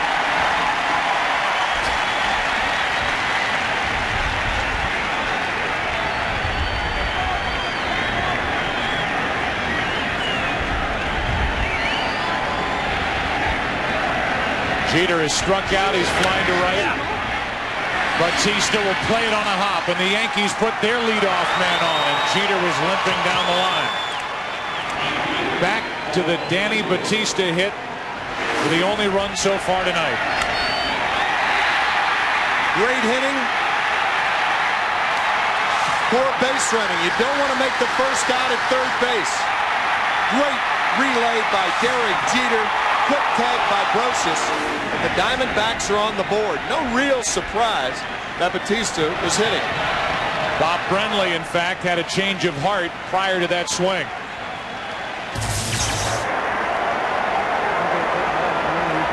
And I'll put Bunn on, and then I'll change my mind. I'm going to give him one whack at it right here. He made the right choice. I'll say. Now the tying run is on. Jeter is running as O'Neill lines one to center. Blocked by Finley on a terrific play by the center fielder, and it's 2 on with nobody out as O'Neill has his second hit of the night. Back-to-back singles, and the Yankees had started Jeter on the play. Nice play by Finley. Probably didn't even realize it. He came in quickly, smothers the ball in front of him. Derek Jeter running on the play. Now he sees the ball in front of him, stops, continues, too late. But a fine play, as you said, Joe, by Steve Finley. Now Jeter whacking that right knee, thinking he could have been on third, but he had no idea whether Finley was going to try for the shoestring catch or not. Playing it on a hop, and now for the first time tonight, the Yankees have 2 on in this 7th inning, nobody out. And Bernie Williams, who is 0 for 2, is at the plate. This is a bunting situation, but keep in mind the Yankees do not like the sacrifice.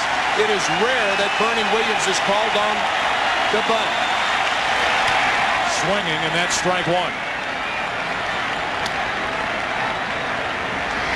Joe Torre figuring if Danny Bautista can hit away against a right-hander, Bernie Williams can hit away against a right-hander, even though he is Curt Schilling.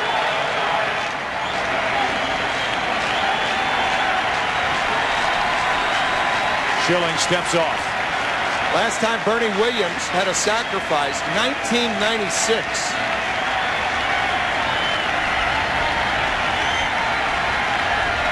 Williams has flied to center, struck out 5 out of 22 in this World Series. No balls, 2 strikes as Williams grabs at the bat in frustration. He's set up. Looked like Williams was trying to ground the ball to the right side. 2 things can happen if that happens. Jeter goes to third, and it's tougher to double up Bernie Williams. The 4-6-3 or 3-6-3 double play, much more difficult than 6-4-3.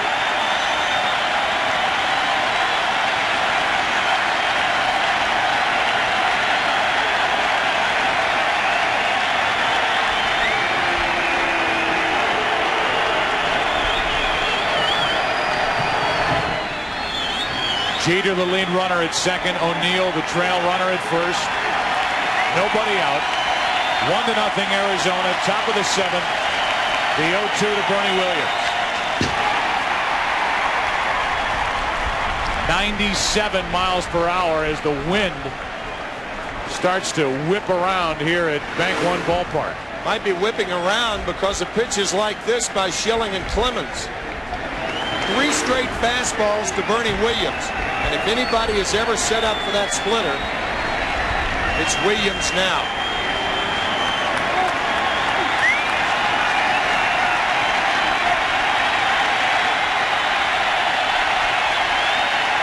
Two pitches on the night. To the right side. Grace. They get the middleman. It's first and third, 1 out. Can't turn 2. And the tying run is 90 feet away for New York. Fine job by Bernie Williams making contact to the right side of the infield. Mark Grace going for the sure out and no return throw by Womack. And now the Yankees have a runner on at third with less than 2 outs.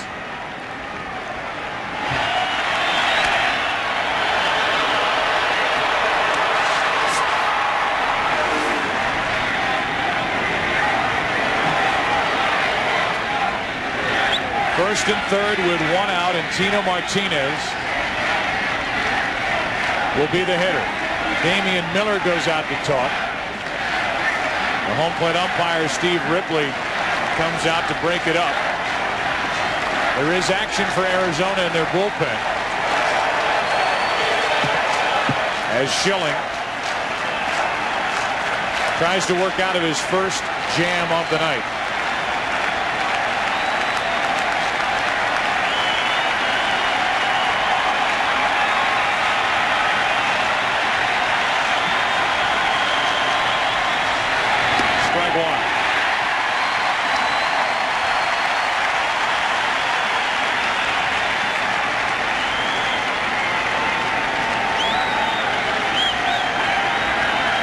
With a 1-run lead, the Diamondbacks, of course, in double play depth.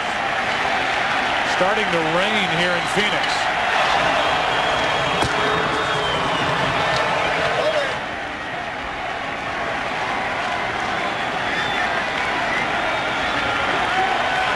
Just starting to drizzle a bit here in the 7th inning.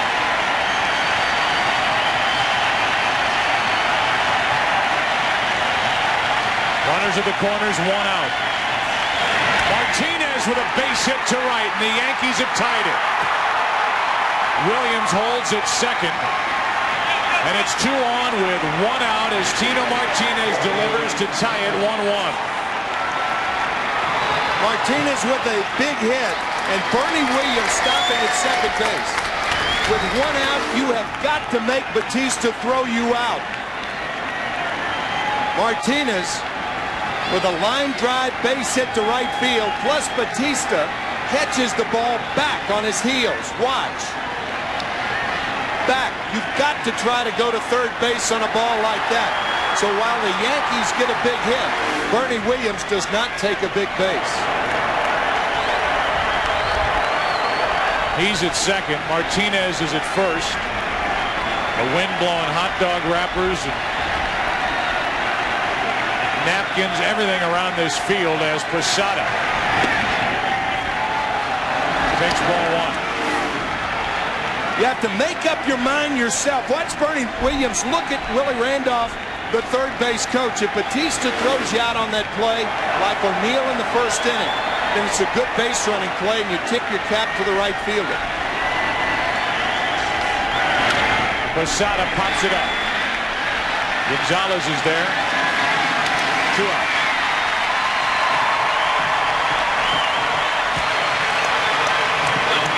Tino Martinez, who has tied this game with a hit, tied game 4 with a hit. It left the park against Byung-Hyun Kim. A game that was won in the 10th on a home run by Jeter.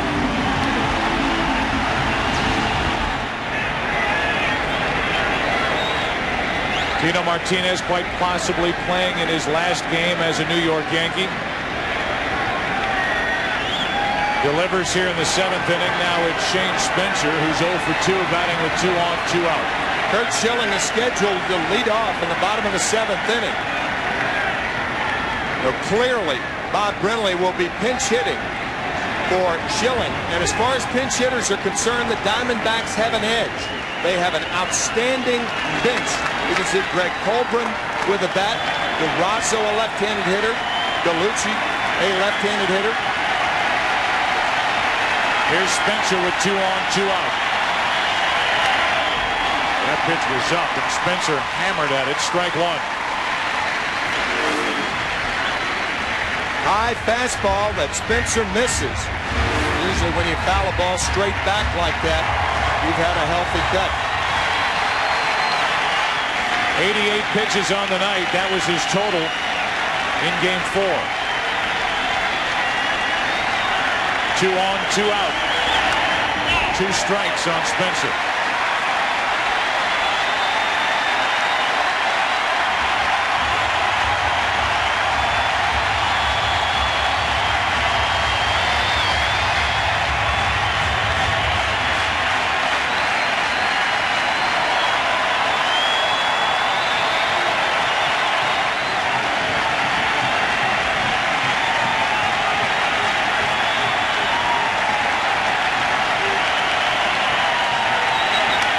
Spencer into right center field.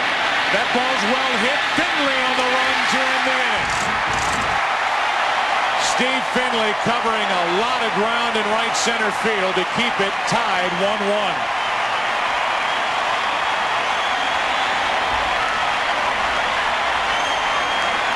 The Yankees get a run on 3 hits, lead 2. They've tied the game. Tonight's game is being seen live around the world by U.S. servicemen and women thanks to the American Forces radio and television service. All of America salutes you and appreciates what you do for our country. Now let's go to public address announcer Jeff Munn.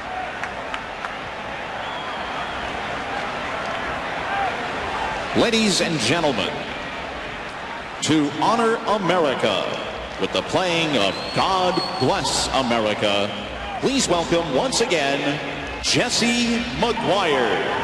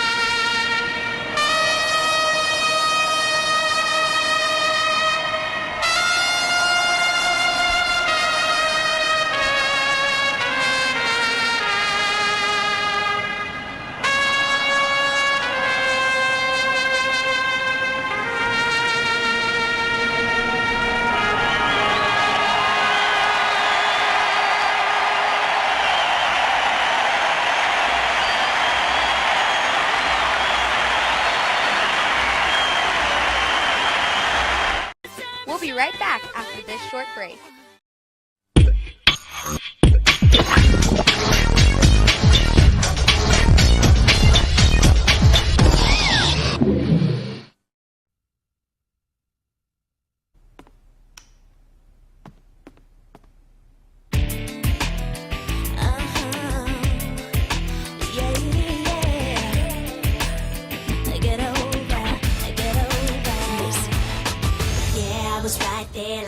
your wife. I was everything that you need, always in line. I was feeling you, loving you, feeling your desires. But that was then, this just now looks me in the eye. And oh, if love could choose sides, oh, it's taking mine. So get over yourself, goodbye.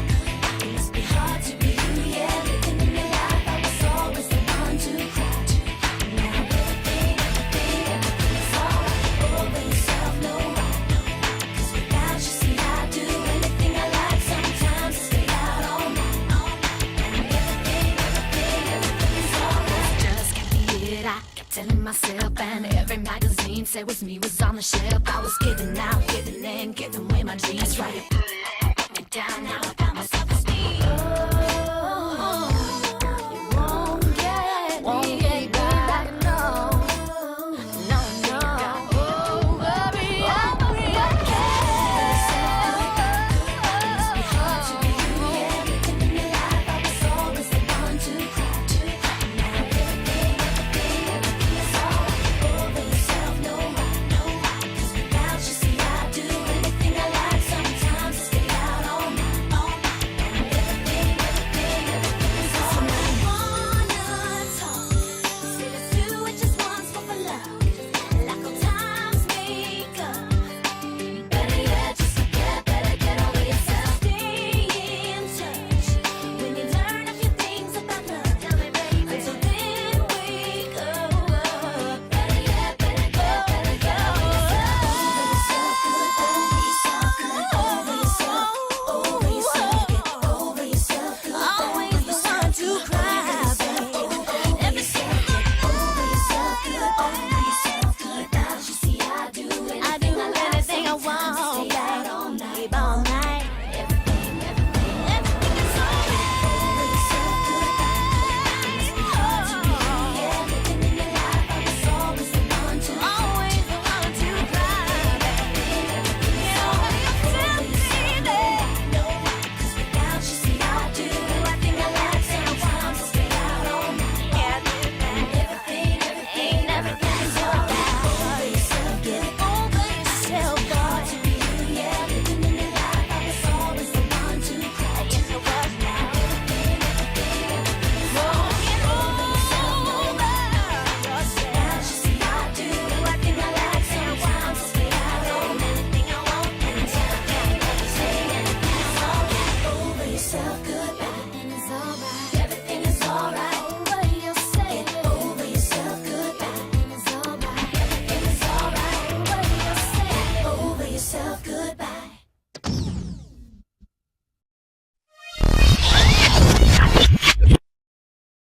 Welcome back to iShine Connect. Kurt Schilling will stay in the game. Take his swings against Roger Clemens. He has struck out twice and go back out and pitch in the 8th. I'm surprised at this move by Bob Brenly.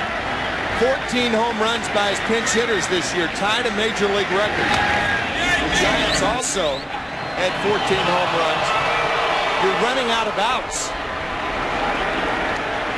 90 pitches, 2 more than what Schilling threw his last time out.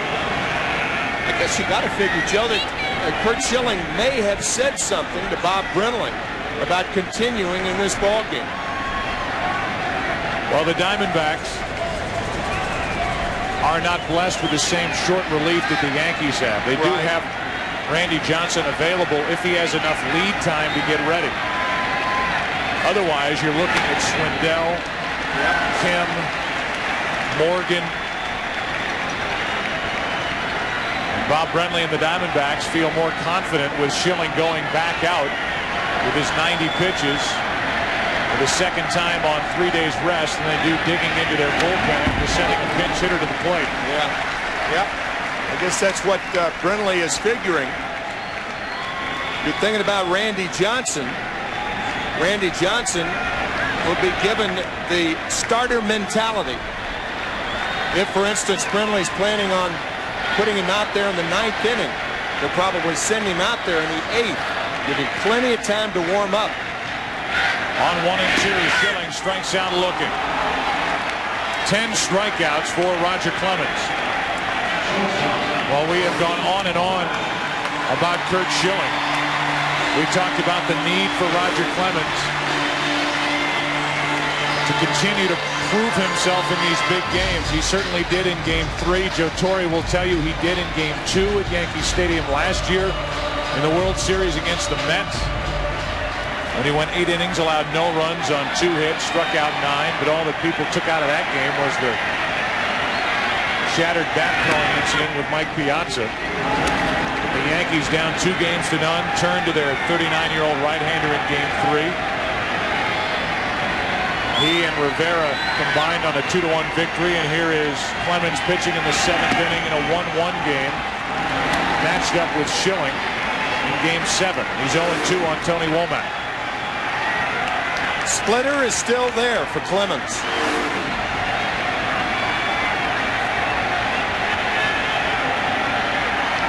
With 1 out, ball 1 to Womack.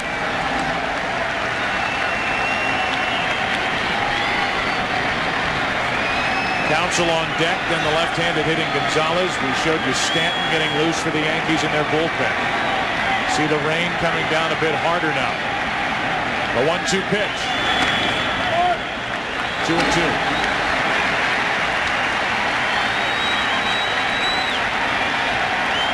Obviously, if the rain gets too bad, that roof will start to close.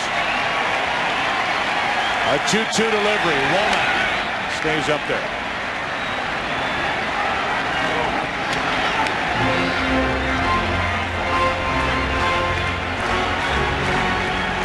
So far, the roof is staying open.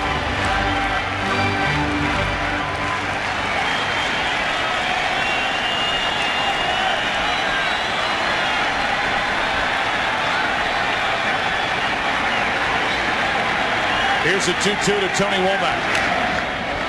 Able to spoil it.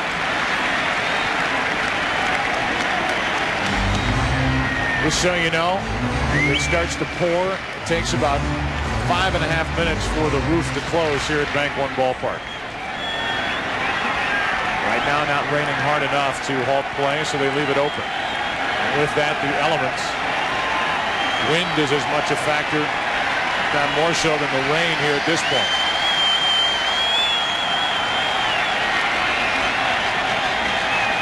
Womack hops out of there.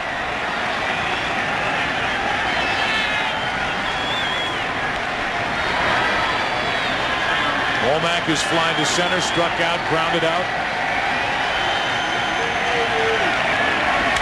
To the right side, base hit.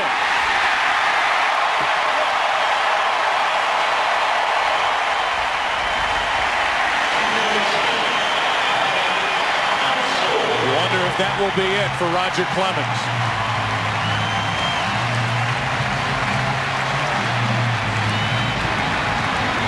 It appears that is all for the 39-year-old right-hander. With the speed threat at first, with Counsell and Gonzalez, a couple of left-handed batters coming up.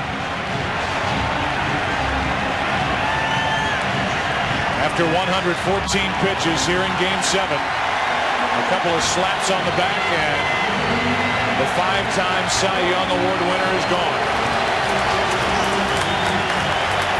Stanton will take over.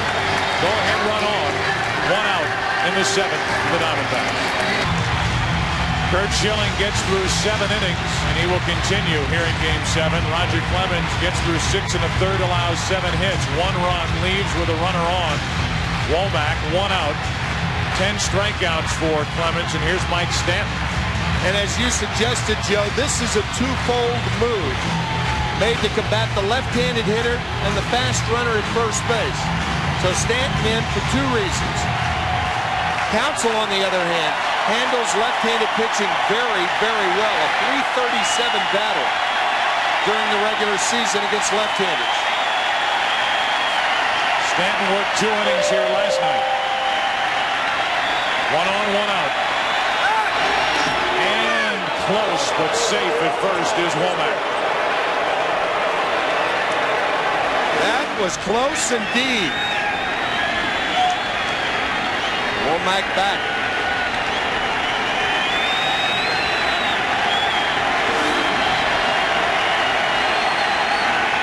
1 in the bottom of the 7th. Go-ahead run at first for Arizona, 1 out. And Womack is not yet comfortable against the move of Mike Stanton. Base runners will tell you that with the right-handed throwing first baseman, you can take another half step because he's got farther to reach back. Left-hander with the glove on the right hand, he just plops it down.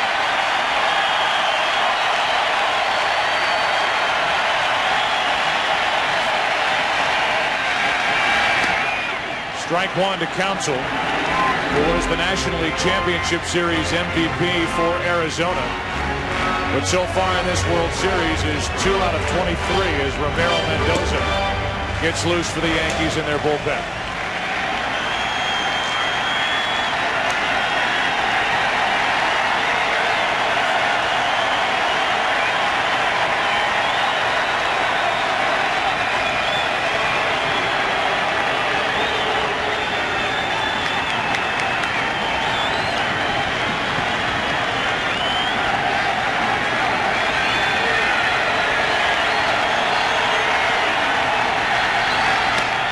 Breaking ball misses, 1 ball, 1 strike.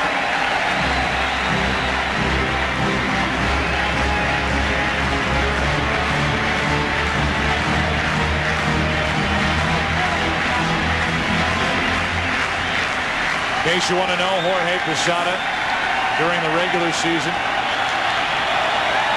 threw out just over 23% of potential base stealers. Is only 1 for 9 in the postseason.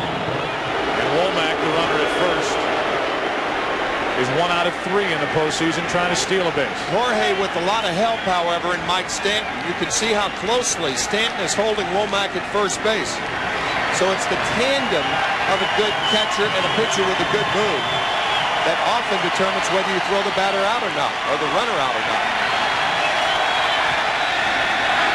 Runner is going, late break, and Womack is out for the 2nd out of the inning. Looked like a delayed steal. It did. That's why Posada double pumped. Didn't know whether to go to first base or second. It appeared to be a delayed steal. Quick tag by Jeter. Womack did not break right away. Perhaps he was fooled by Stanton coming home with the ball.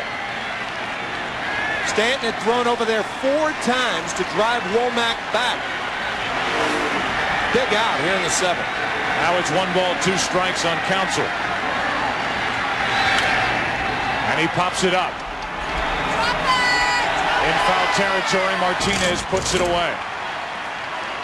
Well, as you have said before, Tony, Womack with not a great break. Jeter just got there in time. You know what it was? It was a hit-and-run play. It had to be. He's looking at the ball. Counsell swings through and he keeps going. He was the 2nd out. Counsell made the final out. Let's go to the 8th.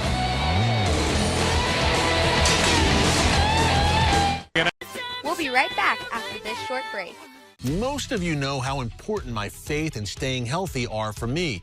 I feel God has given us these incredible bodies, and it's up to us to take care of them so we can do what God has put us on this earth to do. That's why I rely on Vinia, the red grape circulation superfood for better blood flow that has personally transformed my life over the past few years. Vinia is the top-selling circulation superfood with pea seed resveratrol, shown in a clinical trial to increase the dilation of your arteries. This dilation increases blood flow and delivers oxygen and essential nutrients to your brain and heart to give you the physical energy and mental alertness you want. For about $1 a day, you too can experience Vinia capsules' proven result. Vinia gives me the sustained energy and clear thinking I need to stay razor sharp when it counts, whether that's during a live interview with a world leader or when I'm analyzing breaking news with limited preparation time. Most importantly, Vinia is giving me the added energy I need to be a good servant to God and help spread the gospel around the world. Boost your blood flow with Vinia Superfood Chews, capsules, coffee, and teas. Plus, we'll give you 1 month free when you order 2. We'll include free shipping and a free variety pack of our functional teas. Here's the best news. Your order of Vinia comes with a 90-day risk-free trial.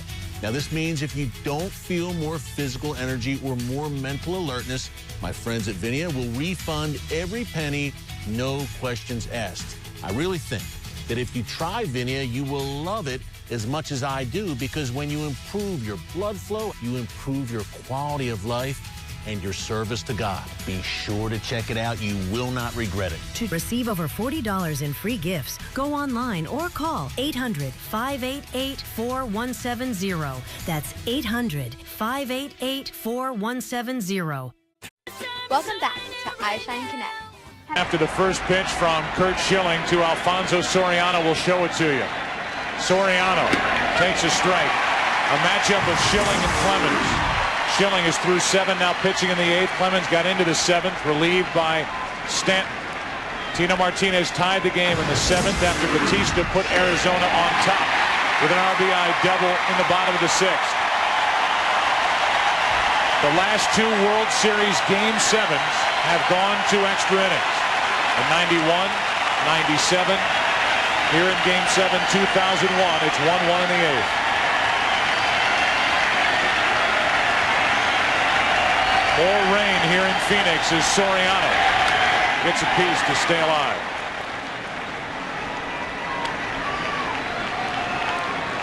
Going down to the bullpen and now starting the long process of getting loose is Randy Johnson, along with Miguel Batista, the Game 5 starter, who pitched 8 innings for Arizona. Soriano stays up there.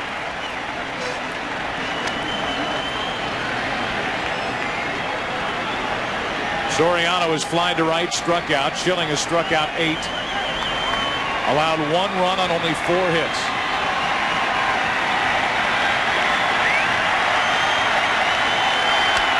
Soriano into deep left field. At the wall, Yankees on top, 2-1.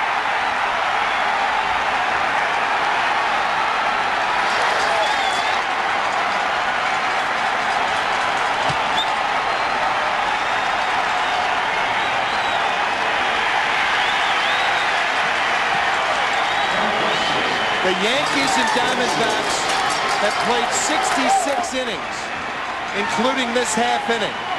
The Yankees have had the lead 7.5 of those 66 innings. Soriano gives it to them again. Unbelievable.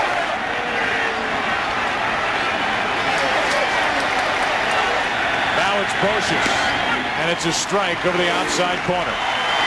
Something down. Soriano knew it. 0-2. And the Yankees with yet another reason to celebrate.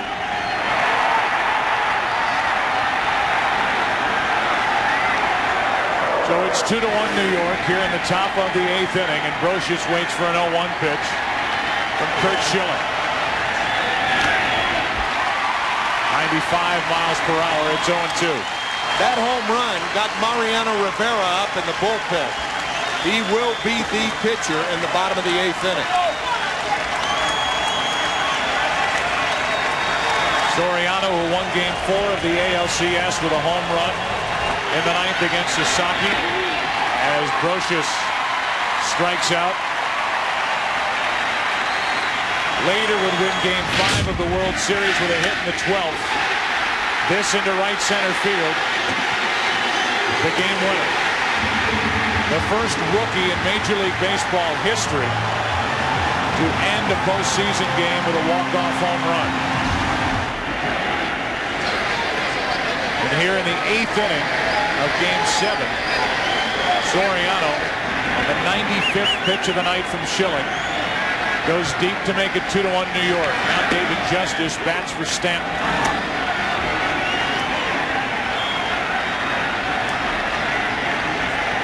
Curt Schilling got ahead of Soriano 0-2. He fouled back a couple of pitches. And then on a ball just below the knees, crossed it out to left field.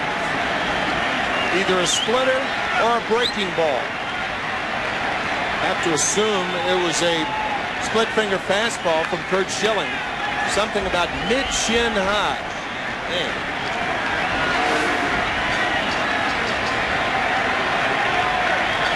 Splitter.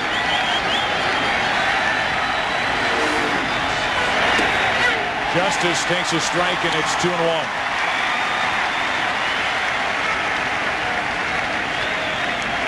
Justice made the start in Game 1 against Curt Schilling. Because of success in his career against this right-hander, that's just foul. Justice struck out 3 times that night. And it was just the start of a frustrating World Series to this point for David Justice.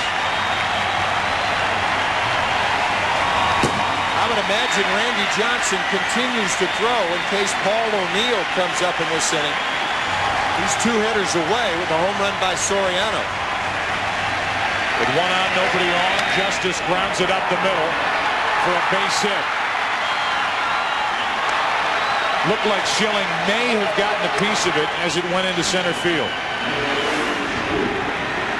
Watch the right hand of Curt Schilling. Curt reaching out for the ball.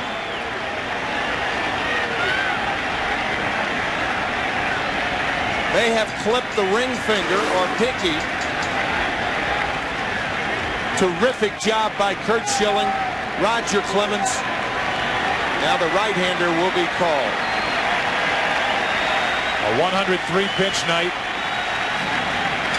And Schilling will leave on the short end of a 2-1 game here in Game 7.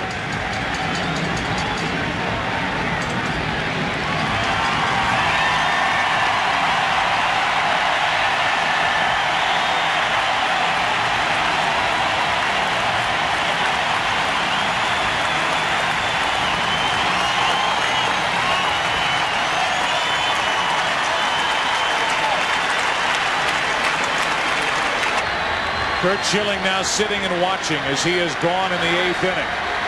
Diamondbacks let Schilling bat to lead off the bottom of the 7th. To go back out for the 8th, and after getting out in front of Soriano 0-2, Soriano hit one into the seats and left as Miguel Batista takes over with 1 on, 1 out. We expressed surprise that Schilling would lead off the bottom of the 7th inning. And when you consider the whole staff is ready for the Diamondbacks. That's the 3rd. What a play by Williams. Out at 2nd, and that's all the Diamondbacks can get. 2 away. That's because the bobble was made by Craig Counsell after he stepped on the bag. Nicely done by Matt Williams. Watch the throw that's low, the catch, and then in coming across the bag, the bobble. So Justice is out. See, he made the play, and then in the transfer, bobbled the ball. They got the out. Well, O'Neill is coming up, and Bob Brenly is coming out. And Randy Johnson is coming in. Last night's starter, Randy Johnson, in the game for the Diamondbacks.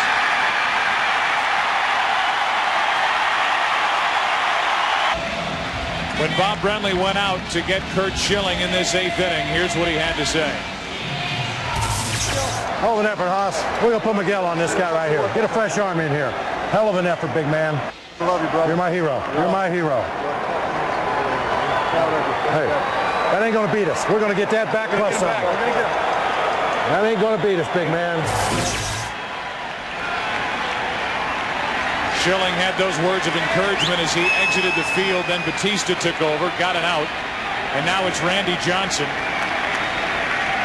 who has pitched 11 games in his career in relief.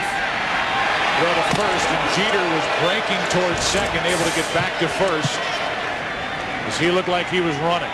With 2 outs, if Jeter gets a good jump off Randy Johnson, we talked about it last night, he will take off. Paul O'Neill has perhaps seen his last action. Not perhaps, probably. There's Paul over there with his bat. But he's retired, one way or the other. Lifted for the pinch hitter, Chuck Knobloch. Knobloch started in last night's game against Randy Johnson, was 0 for 3 with a walk.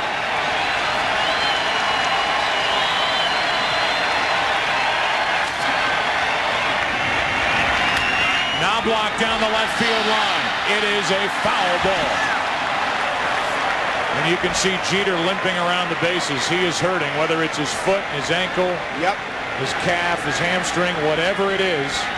We saw it happen back in the 5th inning, and he is bothered. On that play, coming across the bag on Craig Counsell, but he is certainly limping, trying to pull up there.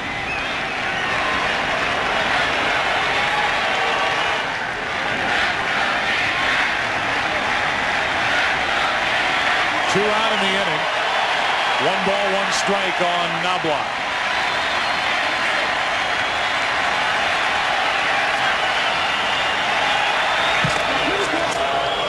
Knobloch 1 out of 17 in this World Series, but as it has been for the Yankees, his 1 hit led off the 12th inning of Game 5, and Knobloch came around to score on the hit by Alfonso Soriano, whose home run has put the Yankees on top for the first time tonight here in this 8th inning. 2 balls and a strike on Knobloch. Got to tell you, Joe, it must be brought out that we expressed surprise when Schilling was not pinch hit for in the bottom of the 7th inning. Diamondbacks in regulation had 9 outs to score a run, and you don't want to squander 1/9 of them. And with Clemens out there, that's what you're doing.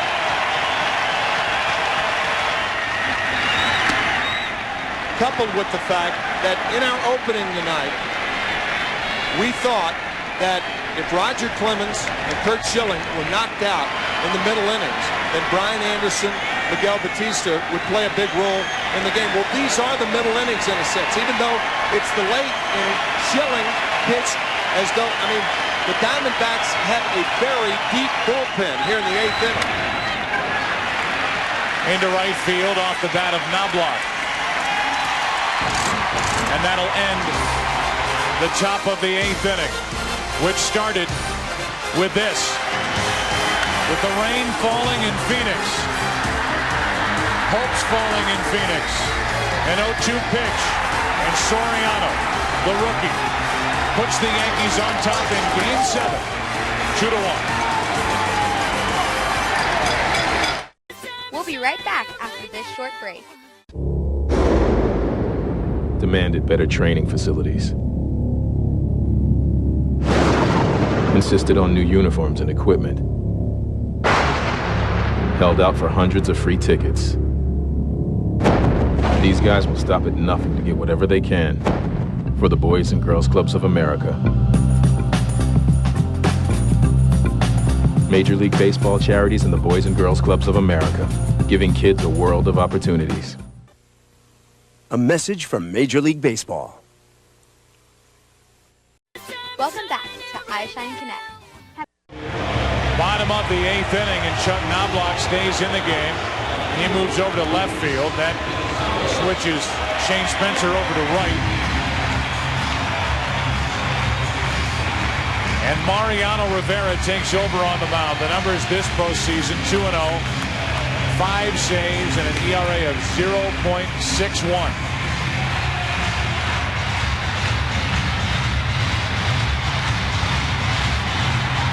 When you have a guy like Mariano Rivera and his success throughout the season and postseason, it certainly makes your decisions very easy. We talked about the decisions of Bob Brindley, whether to yank Curt Schilling for a pinch hitter to lead off the 7th inning of a tie ball game. He didn't do that. Soriano had the home run in the top of the 8th. Now Joe Torre with only 1 decision going to Rivera. See those career postseason numbers. And 19 of Rivera's 24 postseason saves have been for more than 1 inning. He takes over in the bottom of the 8th. Luis Gonzalez first up. Ball 1 up and in. Gonzalez, Williams, and Finley. Gonzalez 0 for 3 tonight.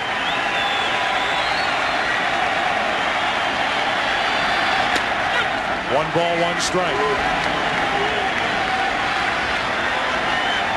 Rivera, after working in all 3 games at Yankee Stadium, has had 2 days off. 2 balls and a strike. He went 2 innings in game 3. He went 1 inning in game 4 and 2 innings in game 5. The 2-1. 2 balls, 2 strikes. After missing with 2 cut fastballs inside, Gonzalez goes after the pitch out of the strike zone. The 2-2. That's out of play. Bob Brenly said after those 3 games at Yankee Stadium, all 3 one-run losses, and Rivera was involved in every one of them. He said his fantasy would be to come back here to Arizona and not only win this World Series, obviously, but to do it against Mariano Rivera. So many teams have tried. So many teams have failed. The 2-2. 1 out. Gonzalez 0 for 4 here in game 7. The only time Gonzalez made contact, he broke his bat. No contact here. Rivera, who was the World Series most valuable player in 1999, could very well be it again here in 2001 if the Yankees win. The Diamondbacks trying to rally, win game 7, win this World Series against one of the best postseason relievers ever. No balls, 1 strike on Matt Williams. Curt Schilling still talking to himself after going 7 1/3 innings. He gave it all he had. 0-2 on Matt Williams. Steve Finley waits to hit next. Lowest ERA all time in the postseason. Mariano Rivera at 0.70. In 51 appearances. With 1 out, nobody on, the 0-2 pitch, 2 out. You may have noticed Jorge Posada moving his mitt up in the strike zone after he gave the signal.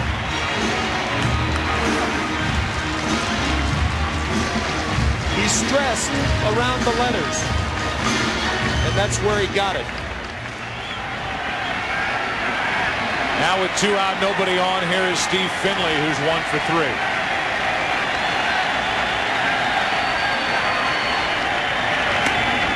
Ball 1 inside.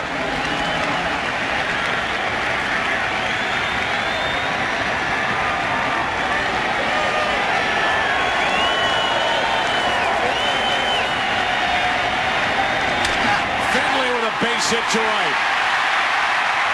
And the tying run is on with 2 out here in the 8th. Finley 2 out of 4 tonight. He has had a tremendous postseason. Best all-around hitter for the Diamondbacks in this postseason, Steve Finley. Now the Diamondbacks have Danny Batista, who had a hit against Rivera. He hit it to right center field, and American League managers know this. Rivera is easier to hit from the right side. Right now, this is the guy the Diamondbacks want at the plate. Danny Batista, 1 on, 2 out, strike 1. Batista 1 for 2 tonight, and 7 out of 11 in this World Series.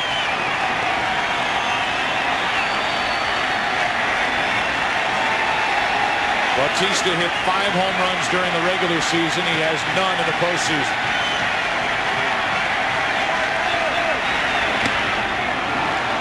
Nothing in 2.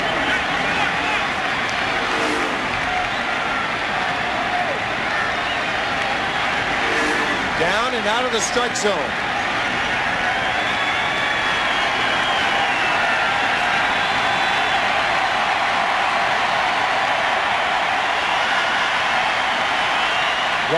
2 out. Bautista strikes out, and Rivera struck out the side. Allowed a hit. The Diamondbacks strand their 8th runner of the night. We go to the 9th inning of Game 7. Yankees bat. They lead it 2-1. We'll be right back after this short break. If you think you've seen and heard everything there is on Elvis, have we got a surprise for you? Oh, see, TC Rider. Oh, see what you have done. I'm the king of the... For the first time ever, the greatest Elvis collection on 3 DVDs. The Elvis Lives 25th Anniversary Concert together with the gospel music of Elvis Presley. Elvis Lives DVD captures this once-in-a-lifetime concert event, reuniting Elvis with his original band, performing live on stage, digitally enhanced to present Elvis's most amazing vocal performances ever.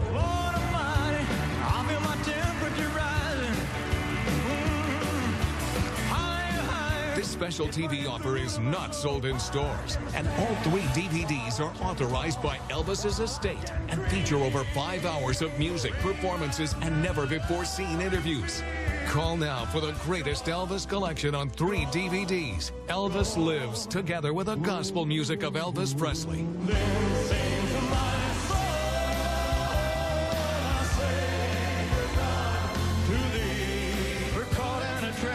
This 3 DVD collection includes over 55 of Elvis's most loved gospel and pop recordings.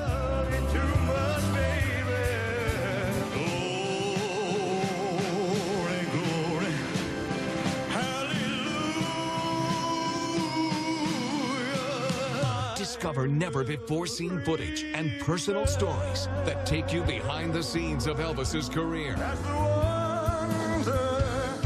To order the greatest Elvis collection, 3 full-length DVDs including Elvis Lives and Elvis Gospel for just 2 easy payments of $24.98 plus $5.95 shipping and handling. Call or order online. Rush delivery available. Welcome back to iShine Connect.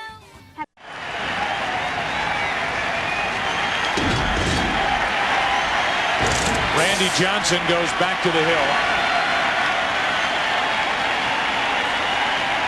He will deal with Bernie Williams, Tino Martinez, and Jorge Posada. 2-1 Yankees, 9th inning of Game 7. Williams 0 for 3 tonight. Ball 1 up and out of the strike zone. 90 miles per hour from Randy Johnson, who threw 104 pitches in Game 6 last night. Mike Morgan and Byung-Hun Kim are up. Neither one throwing right now is Williams. Takes a strike. In thinking about Curt Schilling leading off the 7th inning, it must be pointed out that if Bob Brenly uses his pinch hitters for Curt Schilling in the 7th, you're going to use your pinch hitters with no chance of facing Mariano Rivera. If Brenly then goes to his bullpen, he's dealing with the bullpen unlike any other of the 6 games, because now in Game 7 you have starters in your bullpen and not guys that he's had problems with in his bullpen.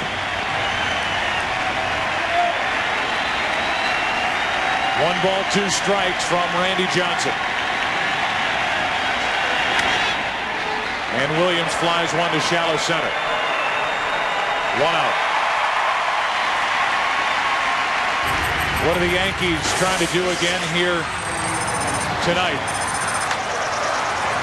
Longest streaks all time.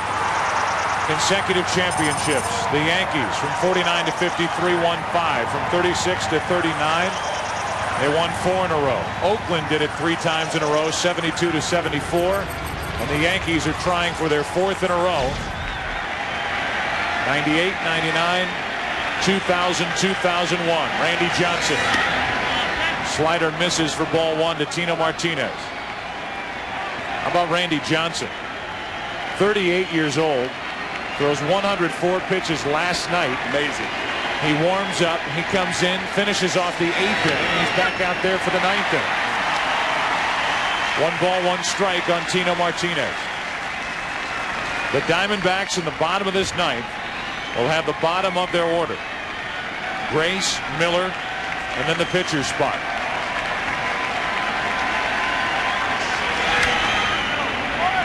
One ball, two strikes on Tino Martinez, whose RBI hit back in the 7th inning tied it. Schilling avoided further damage, but could not avoid the bat of Alfonso Soriano on an 0-2 pitch leading off the 8th. He homered to left, and it's 2-1 New York.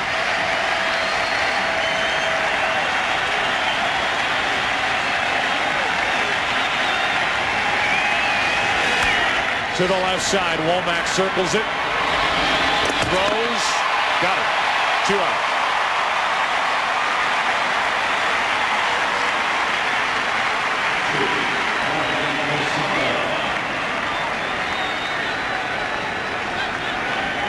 That brings in Jorge Posada. A lot of people are starting to compare the lopsided scoring to the 1960 World Series, something, Tim, that you talked about last night. When in that series, the Yankees outscored the Pirates 55-27, yet lost in 7 games. Arizona has outscored the Yankees 35-14 in this World Series, yet the Yankees are 3 defensive outs away from wrapping up their 27th World Championship.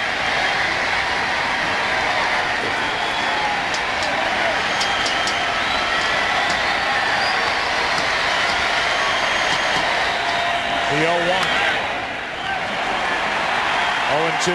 Here's what you're talking about, Joe. Look at games 2, 3, and 6. The Yankees over the Pirates. And yet it was Bill Mazeroski's home run in Game 7 that shook the baseball world.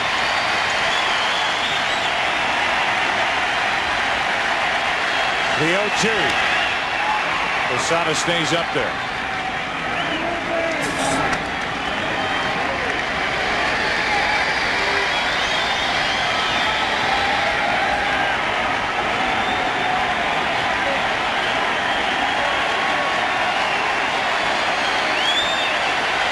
Curt Schilling and Randy Johnson, the 1-2 punch for Arizona, giving the Yankees all they can handle. Posada strikes out to send this Game 7 into the bottom of the 9th. Last chance for the Diamondbacks. They'll take on Rivera. They trail by 1. We'll be right back after this short break.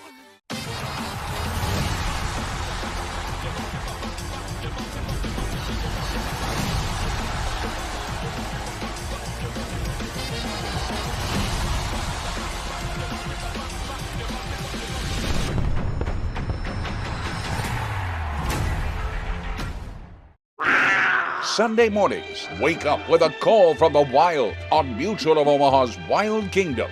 Relive the original landmark nature series that took television to the middle of the wild. This is indeed the land of adventure. Sunday mornings, starting at 7/6 Central on MeTV. Welcome back to iShine Connect. Bottom of the 9th inning. Last chance for the Diamondbacks. Down 2-1. Mark Grace first up against Mariano Rivera, who struck out the side in the 8th. Grace, 2 hits tonight. Ball 1. Shane Spencer too deep in left field. Mark Grace would have to hit a ball twice to hit it to him. That's Knobloch, I beg your pardon. Spencer and right. Into center field, a good start for Arizona. Grace with his 3rd hit.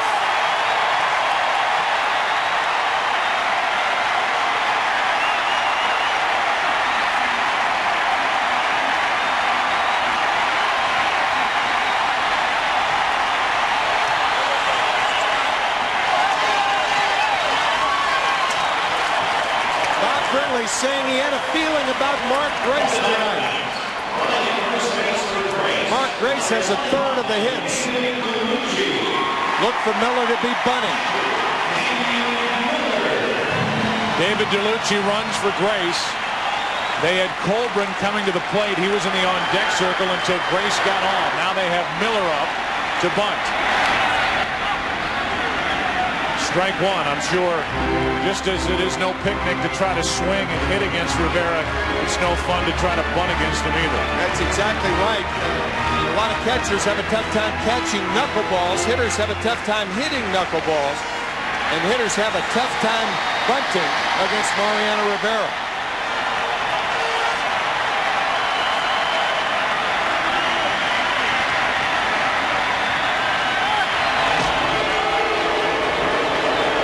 What's interesting is Greg Colbert has come to the on-deck circle, a right-handed batter, with the Rubio Durazo, a terrific left-handed batter, on the bench. So Bob Brenly believes the right-hander has the best chance. The bunt by Miller. Throw to second. Into center field. DeLucci will stay, and it's 2 on with nobody out.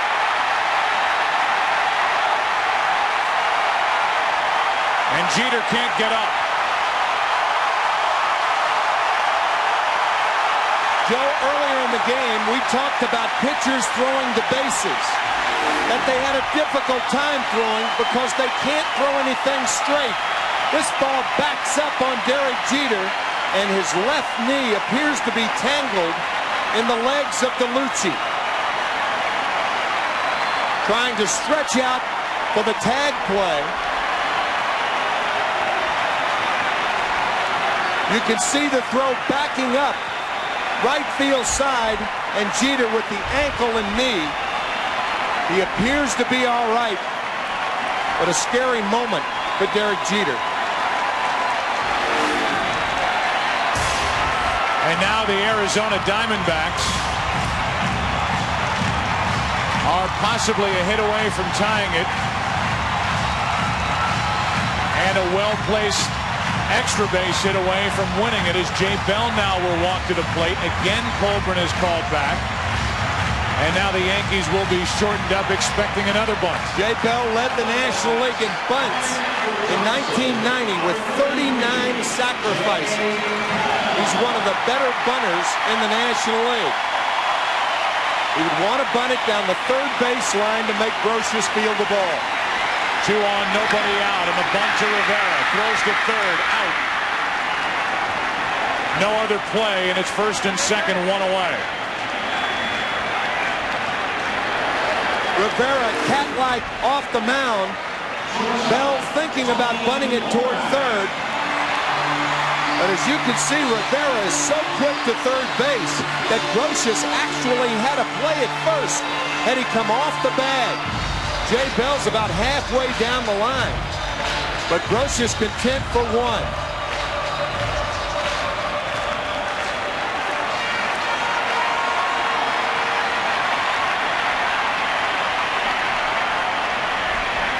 And now that the lead runner is Damian Miller, he'll be lifted for Madry Cummings.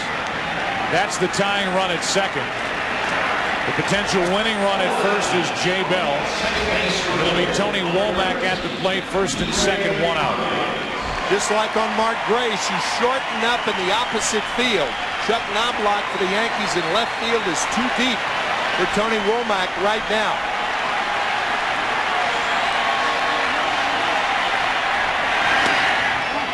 Ball 1 to Womack.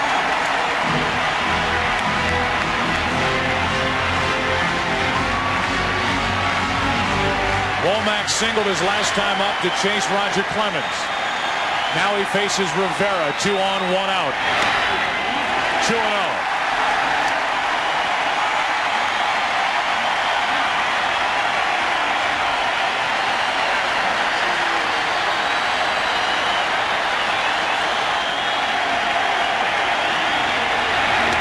Two and 1.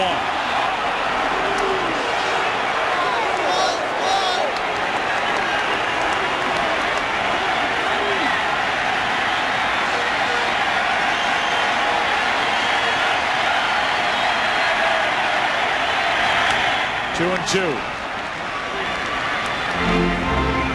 Squeezing every last drop out of this 2001 World Series. Diamondbacks won game 1. They won game 2. The Yankees swept at home. Diamondbacks won last night. Yankees lead in Game 7, 2-1 in the ninth. 2 on, 1 out, and Womack into right field, a hit. Here comes Cummings. It's tied. Going to third is Bell. Tony Womack delivers. It's 2-2.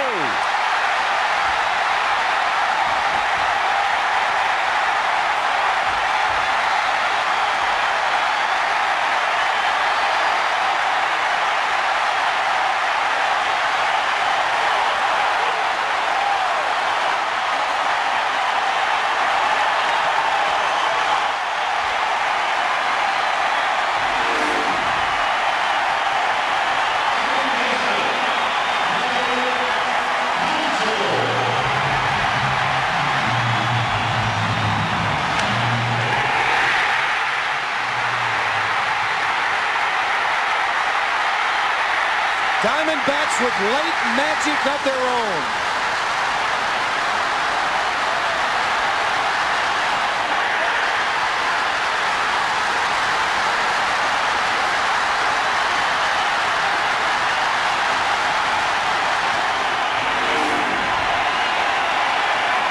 Now it's Craig Counsell with the infield in. Winning run 90 feet away. Strike one. The infield in and the outfield in. A sacrifice fly wins the game. Craig Counsell, who scored the winning run in Game 7 of the '97 World Series for Florida against Cleveland, trying to drive home the winning run in Game 7 against the Yankees. Hit by the pitch, and the bases are loaded.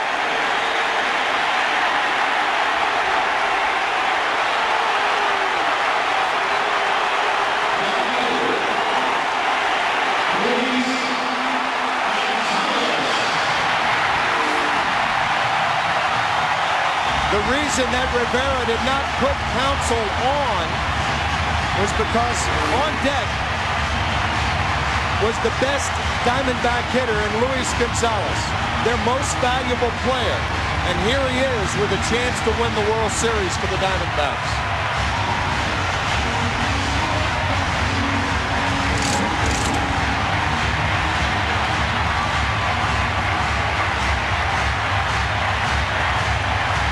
The chance of a lifetime for Luis Gonzalez.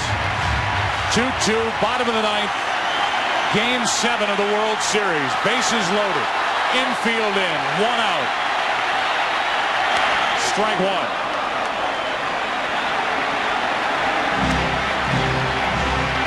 The one problem is Rivera throws inside the left-handers. And left-handers get a lot of broken bat hits in the shallow outfield.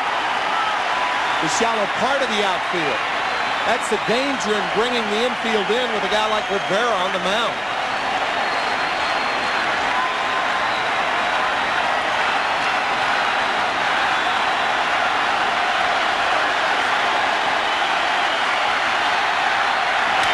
Floater, center field. The Diamondbacks are world champions.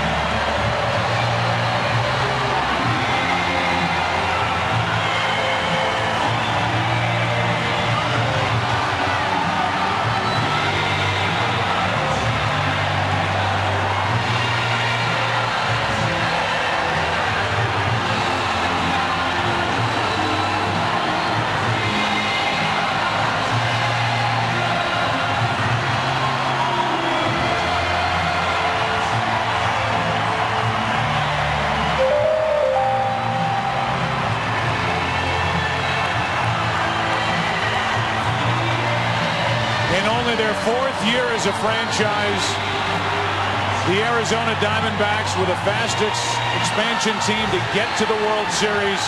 They're the fastest to win it. Let's go down to the field in Jeannie Zalasko. Thank you, Joe Buck. I'm with maybe the most popular guy in the Phoenix area right now. Take us through your final at-bat. I was just trying to choke up. I knew he was going to come in. This is a dream come true. You dream about this situation as a little kid. And just to get up there and put the ball in play and get the winning run in, you can't believe it. This team will not give up. They had a great ball club over there, but our team was relentless. We kept coming back. Be honest, though. What was life like on the bench when Soriano hit one out? Well, you know what? Our team, we kept coming in. We believe in everybody in there, and we kept battling. And our fans were outstanding. This whole series was phenomenal. This is probably going to go down as one of the best World Series ever. Outstanding season for you, and congratulations on putting an end to their dynasty. Big kiss from Matt Williams. Back to you, Joe. All right, Jeannie. A veteran team assembled to win now. And they do, thanks to this. Off the hands and into shallow left center. Gonzalez knew it. The Diamondbacks have dethroned the Yankees. They are world champions. In Game 5, Joe Torre had the infield in double play depth. A line drive caught by Alfonso Soriano saved the game. Tonight he elected to bring the infield in and lost. Let's go to Jeannie Zalasko. Promise before Game 7, you said, give me the ball, we're going to win this thing. Ever in doubt out here, especially when Soriano got one on you. Well, I didn't say how we'd win it, just that we'd win it. What a fitting end to the season. This is just the way. Every time we had our backs to the wall, we came back and found a way. And what an unbelievable World Series. Hats off to the New York Yankees. There you go. Now, what about yourself? The thought process of staying in this game when you knew you had an at-bat coming in the 7th inning. Take us through the conversation with Brenly. He asked me how I felt. I told him I felt fine. I felt strong all night long. I made some bad pitches. That period, the pitch that Soriano hit out was a split that I couldn't, unless I bounced it, I couldn't get it much lower. And, there's not much you can do about that. It wasn't a bad pitch, but in that spot it was. And, I felt good. I felt strong all night long, and there was no reason to come out of that game unless he thought I couldn't get it done. There's a rumor floating around here that you are the most valuable player. Has it made its way to you yet? No, there's about 8 guys that could get that award and then be deserving. This is the most unbelievable. Can you speak to Clement's performance tonight and what it took facing your master? Well, I hadn't talked to him, but like I said, dream come true. This was up against the guy who turned my career around, and I hope we gave the fans something fun to watch because it was intense. Speaking of those fans, they're screaming for you, so I'll let you go. Once again, congratulations. Joe? All right, Jeannie, congratulations to Curt Schilling. He took the ball in Game 1. He took the ball in Game 4. He took the ball in Game 7. Got into the 8th inning. Left the field down 2-1. And who gets the victory out of the bullpen? Randy Johnson. Plenty more to come from Bank One Ballpark. The celebration will be on the field. Stay with us. The Diamondbacks win it 3-2 and in the series 4-3.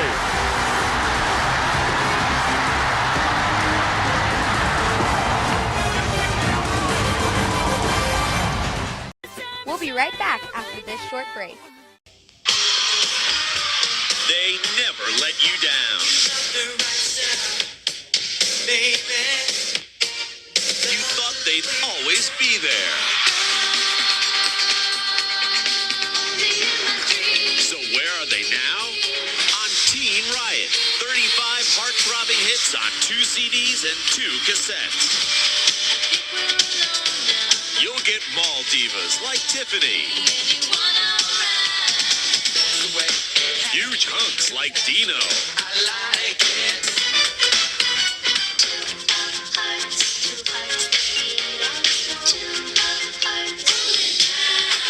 Teen Riot has over 2 hours of totally awesome music. Nothing smells more like Teen Spirit spirit than the mega hits of Teen Riot. Who could forget the bad boys of Color Me Bad?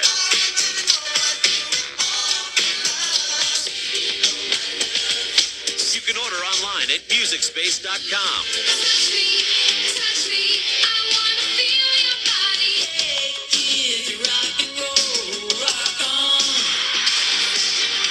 The songs on Teen Riot were everywhere, from the arcade to the food court.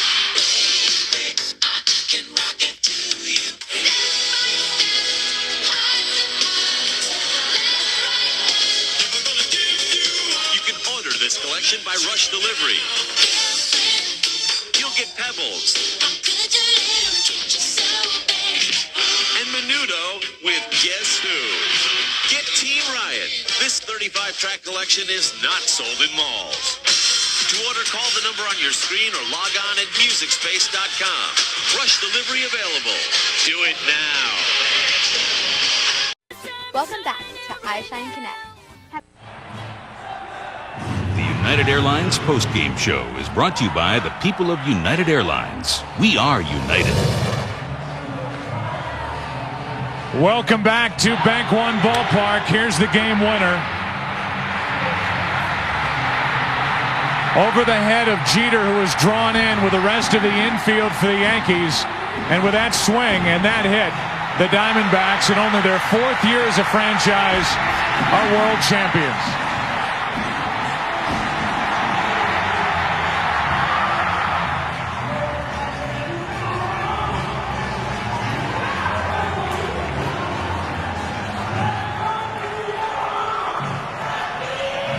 Right now, as we continue on our post-game coverage, we send you down to Kevin Kennedy, who's standing by with Joe Torre. Kevin? Joe, I am with Joe Torre. Joe, you haven't been on this side of it for a few years, but this is such an emotional ball club, a tremendous story in the postseason. What do you want to say right now?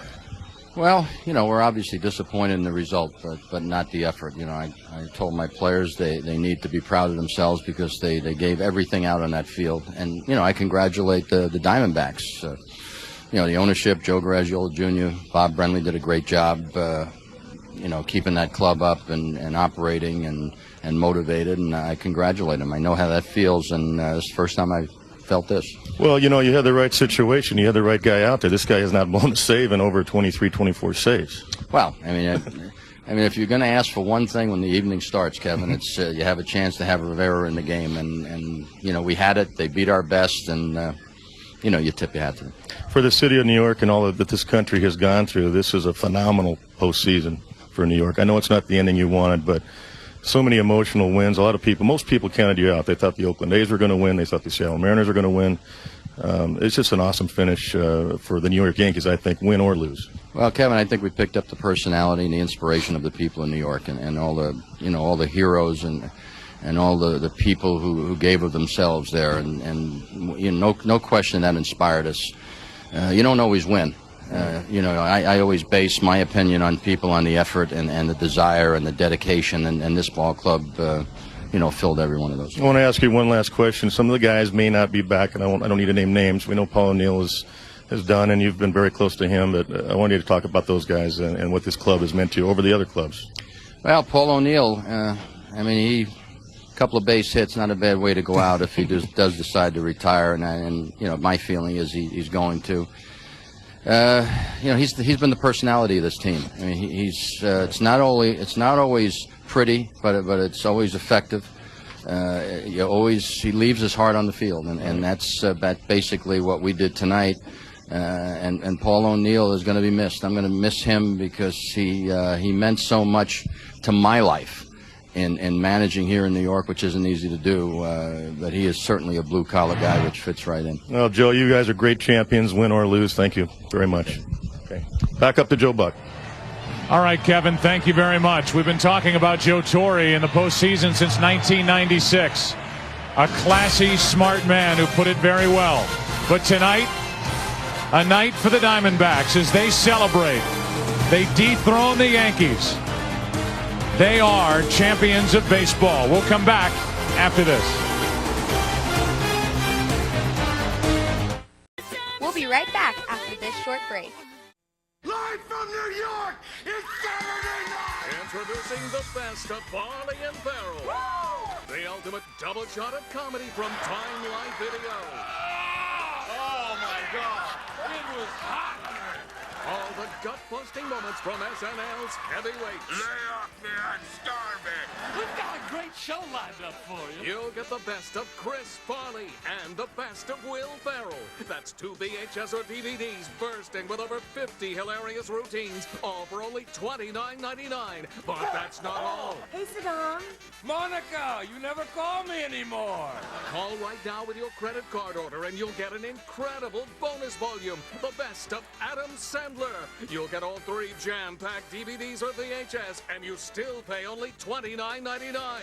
Would you? Definitely. You're such a whore. I know. It's all your favorite Farley. Now you kids are probably asking yourselves, hey Matt, how can we get back on the right track? It's all the funniest Farrell. My name is Greg. I did drugs once. I am a Spartan. So check me out. Plus, all the silliest Sandler. Give me the candy. You'll get the biggest laughs from the biggest stars, plus DVD bonuses, including rehearsal outtakes you didn't see live. You won't find this offer anywhere else, so call now with your credit card order to get all the best of Farley, Farrell, and Sandler. That's over 3 hours of SNL's best on 3 DVD or VHS for only $29.99.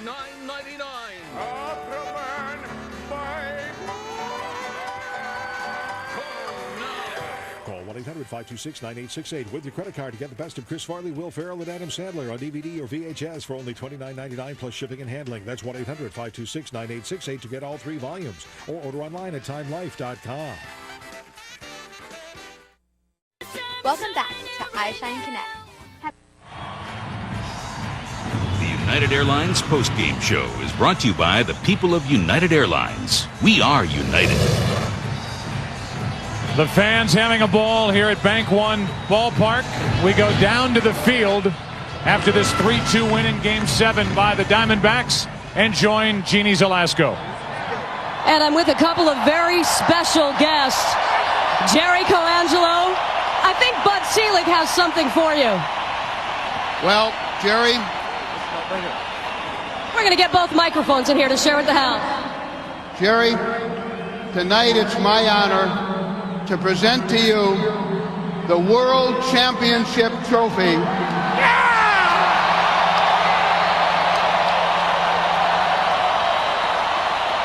I remember at the inception of this franchise, and here you are 4 years later.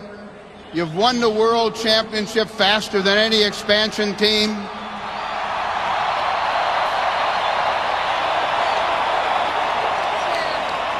You've also won the first professional sports championship in the history of the state of Arizona.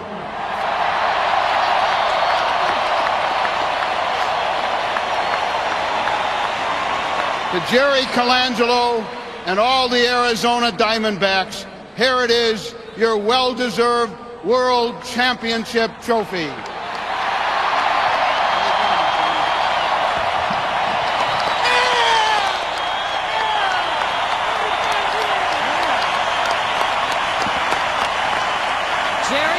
Feel like? It's hard to express how I feel. I'm very proud of this team, this organization, this city, and you fans. This is for you. As the heavens open up in the desert, the rain is beginning again. But I have to believe these are tears of joy for people in the desert. Yeah, I've cried a lot of tears of joy tonight, and there'll be quite a few more coming later. All right. I can't get up there. Bob Brenly. Look what you have done, Bob. Look what you have done. I could get used to this. Well, I'd like to congratulate the Yankees. We said all along, if you want to beat the best, you got to beat the best. And the Yankees were the best, and they gave us a heck of a battle. And I want to congratulate them for the run they've had over the last 5 years. But this is a beautiful thing to steal away from them. 1 year ago, you sat in the broadcast booth, and your job was to go down and talk to Bobby Valentine and say, hey, congratulations on the National League thing. Maybe the World Series will come later. Could you believe you'd be standing here holding this trophy 1 year later? As stupid as it may sound, yes, indeed, I did believe we would be standing here. With the players we have on this team, the ownership of this ball club, and these fans, I knew we could do it. You shared a fantasy. You said it was to beat Rivera. Guess what? Dreams do come true. Well, we've had pretty good luck beating on closers all year long, but Rivera's one of the best in the game. It was a tough thing to do, but our guys never gave up. We said we have 6 outs left. We got to find a way to score a couple runs, and they found a way to do it. Well, from everybody at the Fox family, we want to say congratulations. We have one more piece of hardware to give out, but you have to wait for that. Joe Buck? All right, Jeannie, thank you. We'll take a break, come back, and present the Most Valuable Player Award trophy in just a moment. The game-winning hit. Jay Bell scoring the game-winning run. And the Diamondbacks win it 3-2. We'll be right back after this short break. My prayer for the new year is that we'll all grow closer to Christ, including myself, and that we would walk in more love than ever before. And as believers in Christ, we have the love of God in us, and if we let that flow through us, that's exactly what the world needs. That God would give us fresh vision to follow Him, to pursue what it is that He has for our life, and really step out of a place of fear and into faith with Him. I know a lot of times in our new year, it's a lot of start and stop. And I just felt like the Lord say, continue to build upon the work I'm doing in you. God does not tire of your improvement journey. So keep going, don't give up, and build upon what God's doing. That you would make yourself available to the Lord and see Him do things that perhaps you've only prayed about in the past, but see God move through your life in this new year.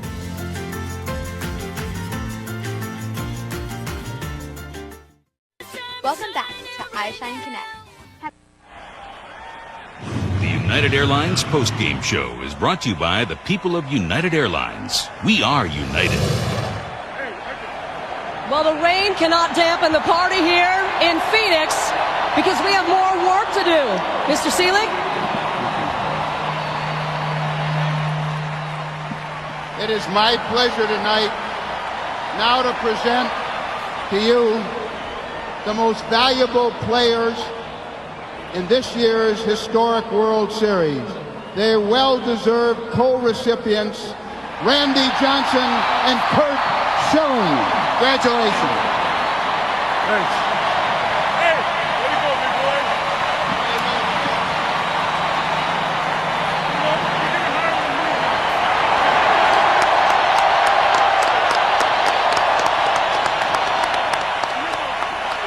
They're fighting over the trophy. That's not such a bad thing.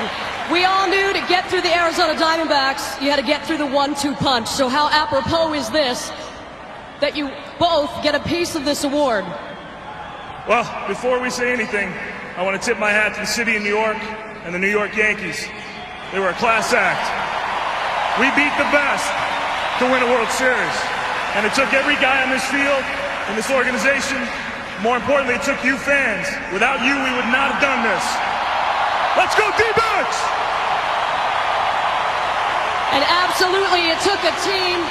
Randy Johnson, can you talk about the special relationship you have with the man here on my left, and truly how you egged each other on to get through this season and get to a championship? Well, it's been 25 to 30 people on this team all year long, and everybody's contributed to several wins in one way or the other all year long. And we couldn't have done it without a lot of people on this team, and me and Curt took a lot of pride going out there every fifth day, and hopefully we helped them.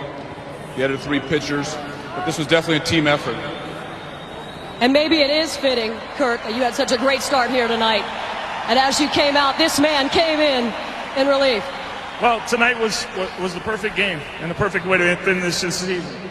Every guy on this team that played tonight made a contribution, and we're world champs. Now, you made that prediction once. You made that prediction once coming into Game 7, so are you going to make any projections for 2002? Yeah, this is not our last World Series championship. Thank you very much. Thank you. Joe Buck?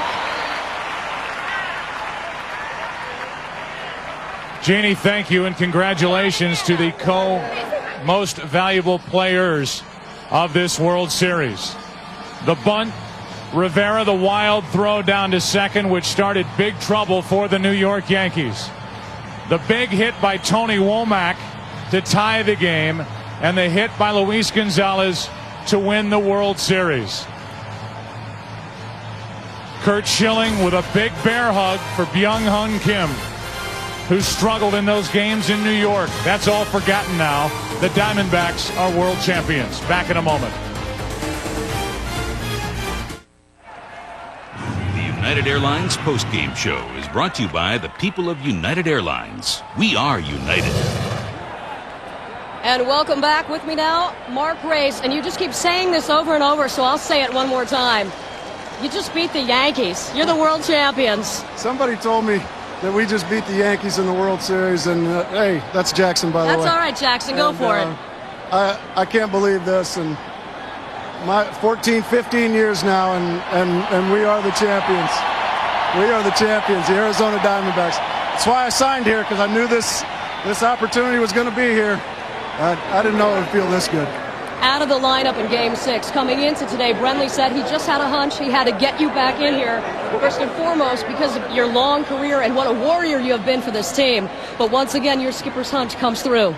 Well, after scoring all those runs last night, I thought Bob Brenly might have had a little too much wine and put me in the lineup. But I was glad to be able to get the winning rally started. And I just want to tell everybody here, party at Grace's house. And 49,000 people are invited. And what about the folks in Chicago? So many Cubs on this team. There was some fear that there might be a bit of a Chicago jinx. What do you have to say to the fans in Chicago? The ex-Cub factor is now over. It's over. And Gonzo, myself, Mike Morgan, how can you not be happy for Mike Morgan? I mean, he's 25 years in the big leagues, and he finally won a World Series. And then Miguel Batista. Everybody contributed, and all us ex-Cubs actually did something good. Jackson's pushing the mic away, so I'll let you go celebrate, Jackson. Congratulations. On my left, we're not done. Tony Womack, and who is here? Hi, Al. Can you say hi? Congratulations, and what an incredible season, what an incredible emotional season for you. I noticed that you pointed to the heavens even as you clinched. Yeah, I just let my dad know I'm blessed, man. Thank you for everything. Thank you for being the person that I am, and thank you for understanding that it's hard to do some things, but when you believe in your ability, easy things can come. Can you speak to your performance tonight, and truly throughout this series, of just never giving up? I don't believe in giving up. I had to earn everything that I've gotten so far in my career, and this is the only ultimate goal, is to win the World Series by earning it. And for me personally, I enjoy it. He's got a few things to say as well as the celebration continues. Say hi. Does it make it a little more sweet that you're finally able to put an end to the Yankees run? Well, not only put an end to their run, but start a run for our own. I mean, now people are going to come hunting for us next season, and that's the beautiful thing about it. And what about your 1-2 punch, your co-MVPs tonight? Could you have done it without Johnson and without Schilling? Not a chance. I mean, those are our workhorses, and we feed off those guys. And when they're on, it makes us play better. Congratulations. Go celebrate. Joe Buck? All right, Jeannie, thank you very much. Joe Buck, Tim McCarver, and how many times during this World Series did we look at one another and just shake our head while something was happening down on the field? And I guess we have to do it again as Tony Womack gets that huge hit to set up the situation where the infield comes in and Gonzalez floats the ball into left center and the Diamondbacks win it. Bob Brenly, you remember the meeting on the mound when he took Curt Schilling out of the game. He said, this is not going to happen to us. This is not going to beat us. And that hit by Soriano didn't beat it. But think about the Diamondbacks and where they came from. Those two devastating losses in games 4 and 5. Very few teams could recover from that. They did, and they deserve to be world champions. Bob Brenly, the first rookie manager to win a World Series since 1961 when Ralph Houck did it with the New York Yankees. We're going to take a break, come back, and say goodnight. Bob Brenly hopping in the dugout, flying onto the field. as the Diamondbacks celebrate a World Series victory over the New York Yankees. Congratulations to the fans here in Phoenix. Back in a moment.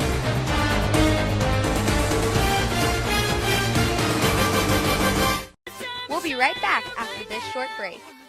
It's 1 out and the tying run is on second. Woodruff facing the top of the order. Capacity crowd here today, and they're all on their feet. Woodruff sets, looks. Here comes the pitch to Gregory. Hit hard to right field. Panero is digging for it, going back. He's going to have to play it off the wall, and they're waving the runner home. Here comes the throw. He may get him. He got him. He got him. What a throw. No matter where you are, with official Major League Baseball products, you're always a little closer to the game. What a throw. A message from Major League Baseball. This copyrighted telecast is presented by the authority of the Office of the Commissioner of Baseball and may not be reproduced or retransmitted in any form. And the accounts and descriptions of this game may not be disseminated without express written consent. Welcome back to iShine Connect. The United Airlines postgame show is brought to you by the people of United Airlines. We are united.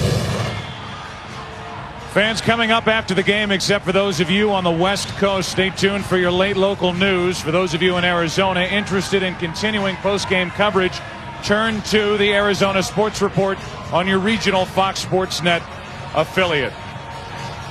Welcome back to the broadcast booth. I'm Joe Buck, and we'll say goodnight here right now. You know, the life and death struggle that this country has been going through since the attacks of September the 11th can make series like these seem trivial. Sports seem trivial. However, like we talked about leading into Game 1, baseball has been asked to do what it was asked to do many years ago, and that is be the national pastime. Shortly after the attacks of September the 11th, Tony La Russa of the Cardinals said, baseball is entertainment. When the nation is ready, we will be there to entertain. This World Series was more than entertaining. Congratulations to the New York Yankees getting here again. You know, doing what they have done so many times in the postseason of years past, getting up off the deck to fight back and move on, like the city of New York is doing right now. They came back to beat Oakland. They beat a Seattle Mariners team, and they came back after being down 2-0 to force a Game 7 here in Arizona. But in the end, it's the Diamondbacks, a veteran team built to win now, and win now they did.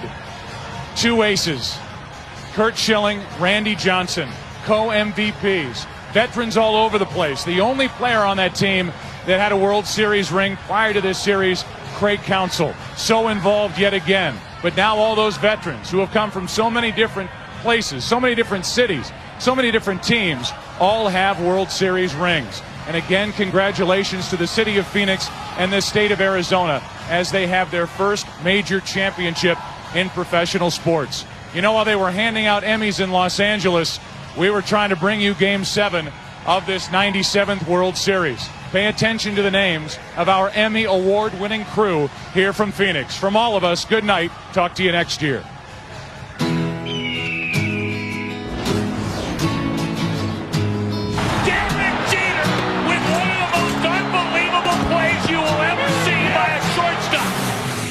I'm not afraid of anything in this world. There's nothing you can throw at me that I haven't already heard. I'm just trying to find a decent melody, a song that I can sing in my own company. You've got to get yourself together. You got stuck in a moment, and now you can't get out of it. Don't say that later will be better. Now you're stuck in a moment, and you can't get out of it.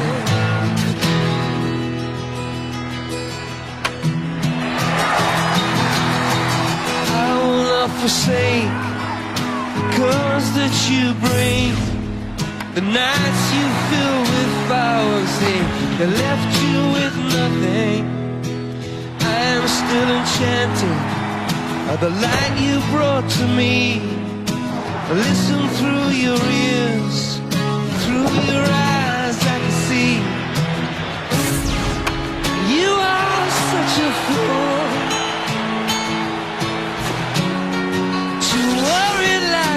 do. Oh, I know it's tough, and you can never get enough of what you don't really need now. Oh, my. And if the night runs over, and if the day won't last, and if your wish should falter along this stormy path, it's just a moment, this time will pass.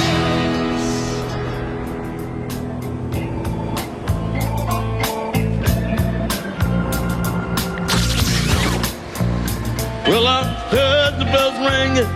I was thinking about women in this godforsaken place. When my confidence is well, and I tripped and I fell right flat on my face. Now I'm standing erect, and I feel like coming back, and the sun is shining gold. Put a smile on my face, get back in the human race, and get on with the show. And I'm taking in the Indian summer, and I'm soaking it up in my mind, and I'm pretending that it's paradise on a golden autumn day. On a golden autumn day, on a golden autumn day, on a golden autumn day. And I'm taking in the Indian summer, and I'm soaking it up in my mind, and I'm pretending like it's paradise on a golden autumn day, on a golden autumn day, on a golden autumn day, all right, on a golden autumn day, sing it, golden autumn day, sing it, golden autumn day, sing it, golden autumn day, on a golden autumn day, sing it, golden autumn day, sing it, golden autumn day,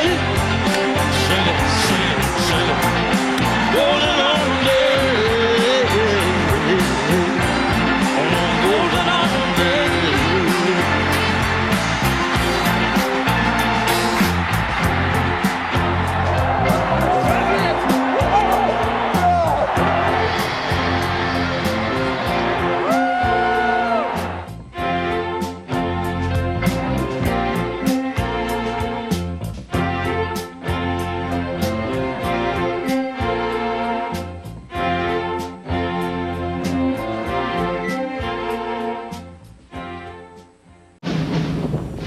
Home to the 2005 and 2007 Daytona 500. Super Bowl 39, and through 2006, the home to baseball's All-Star Game and World Series. This has been a presentation of Fox Sports.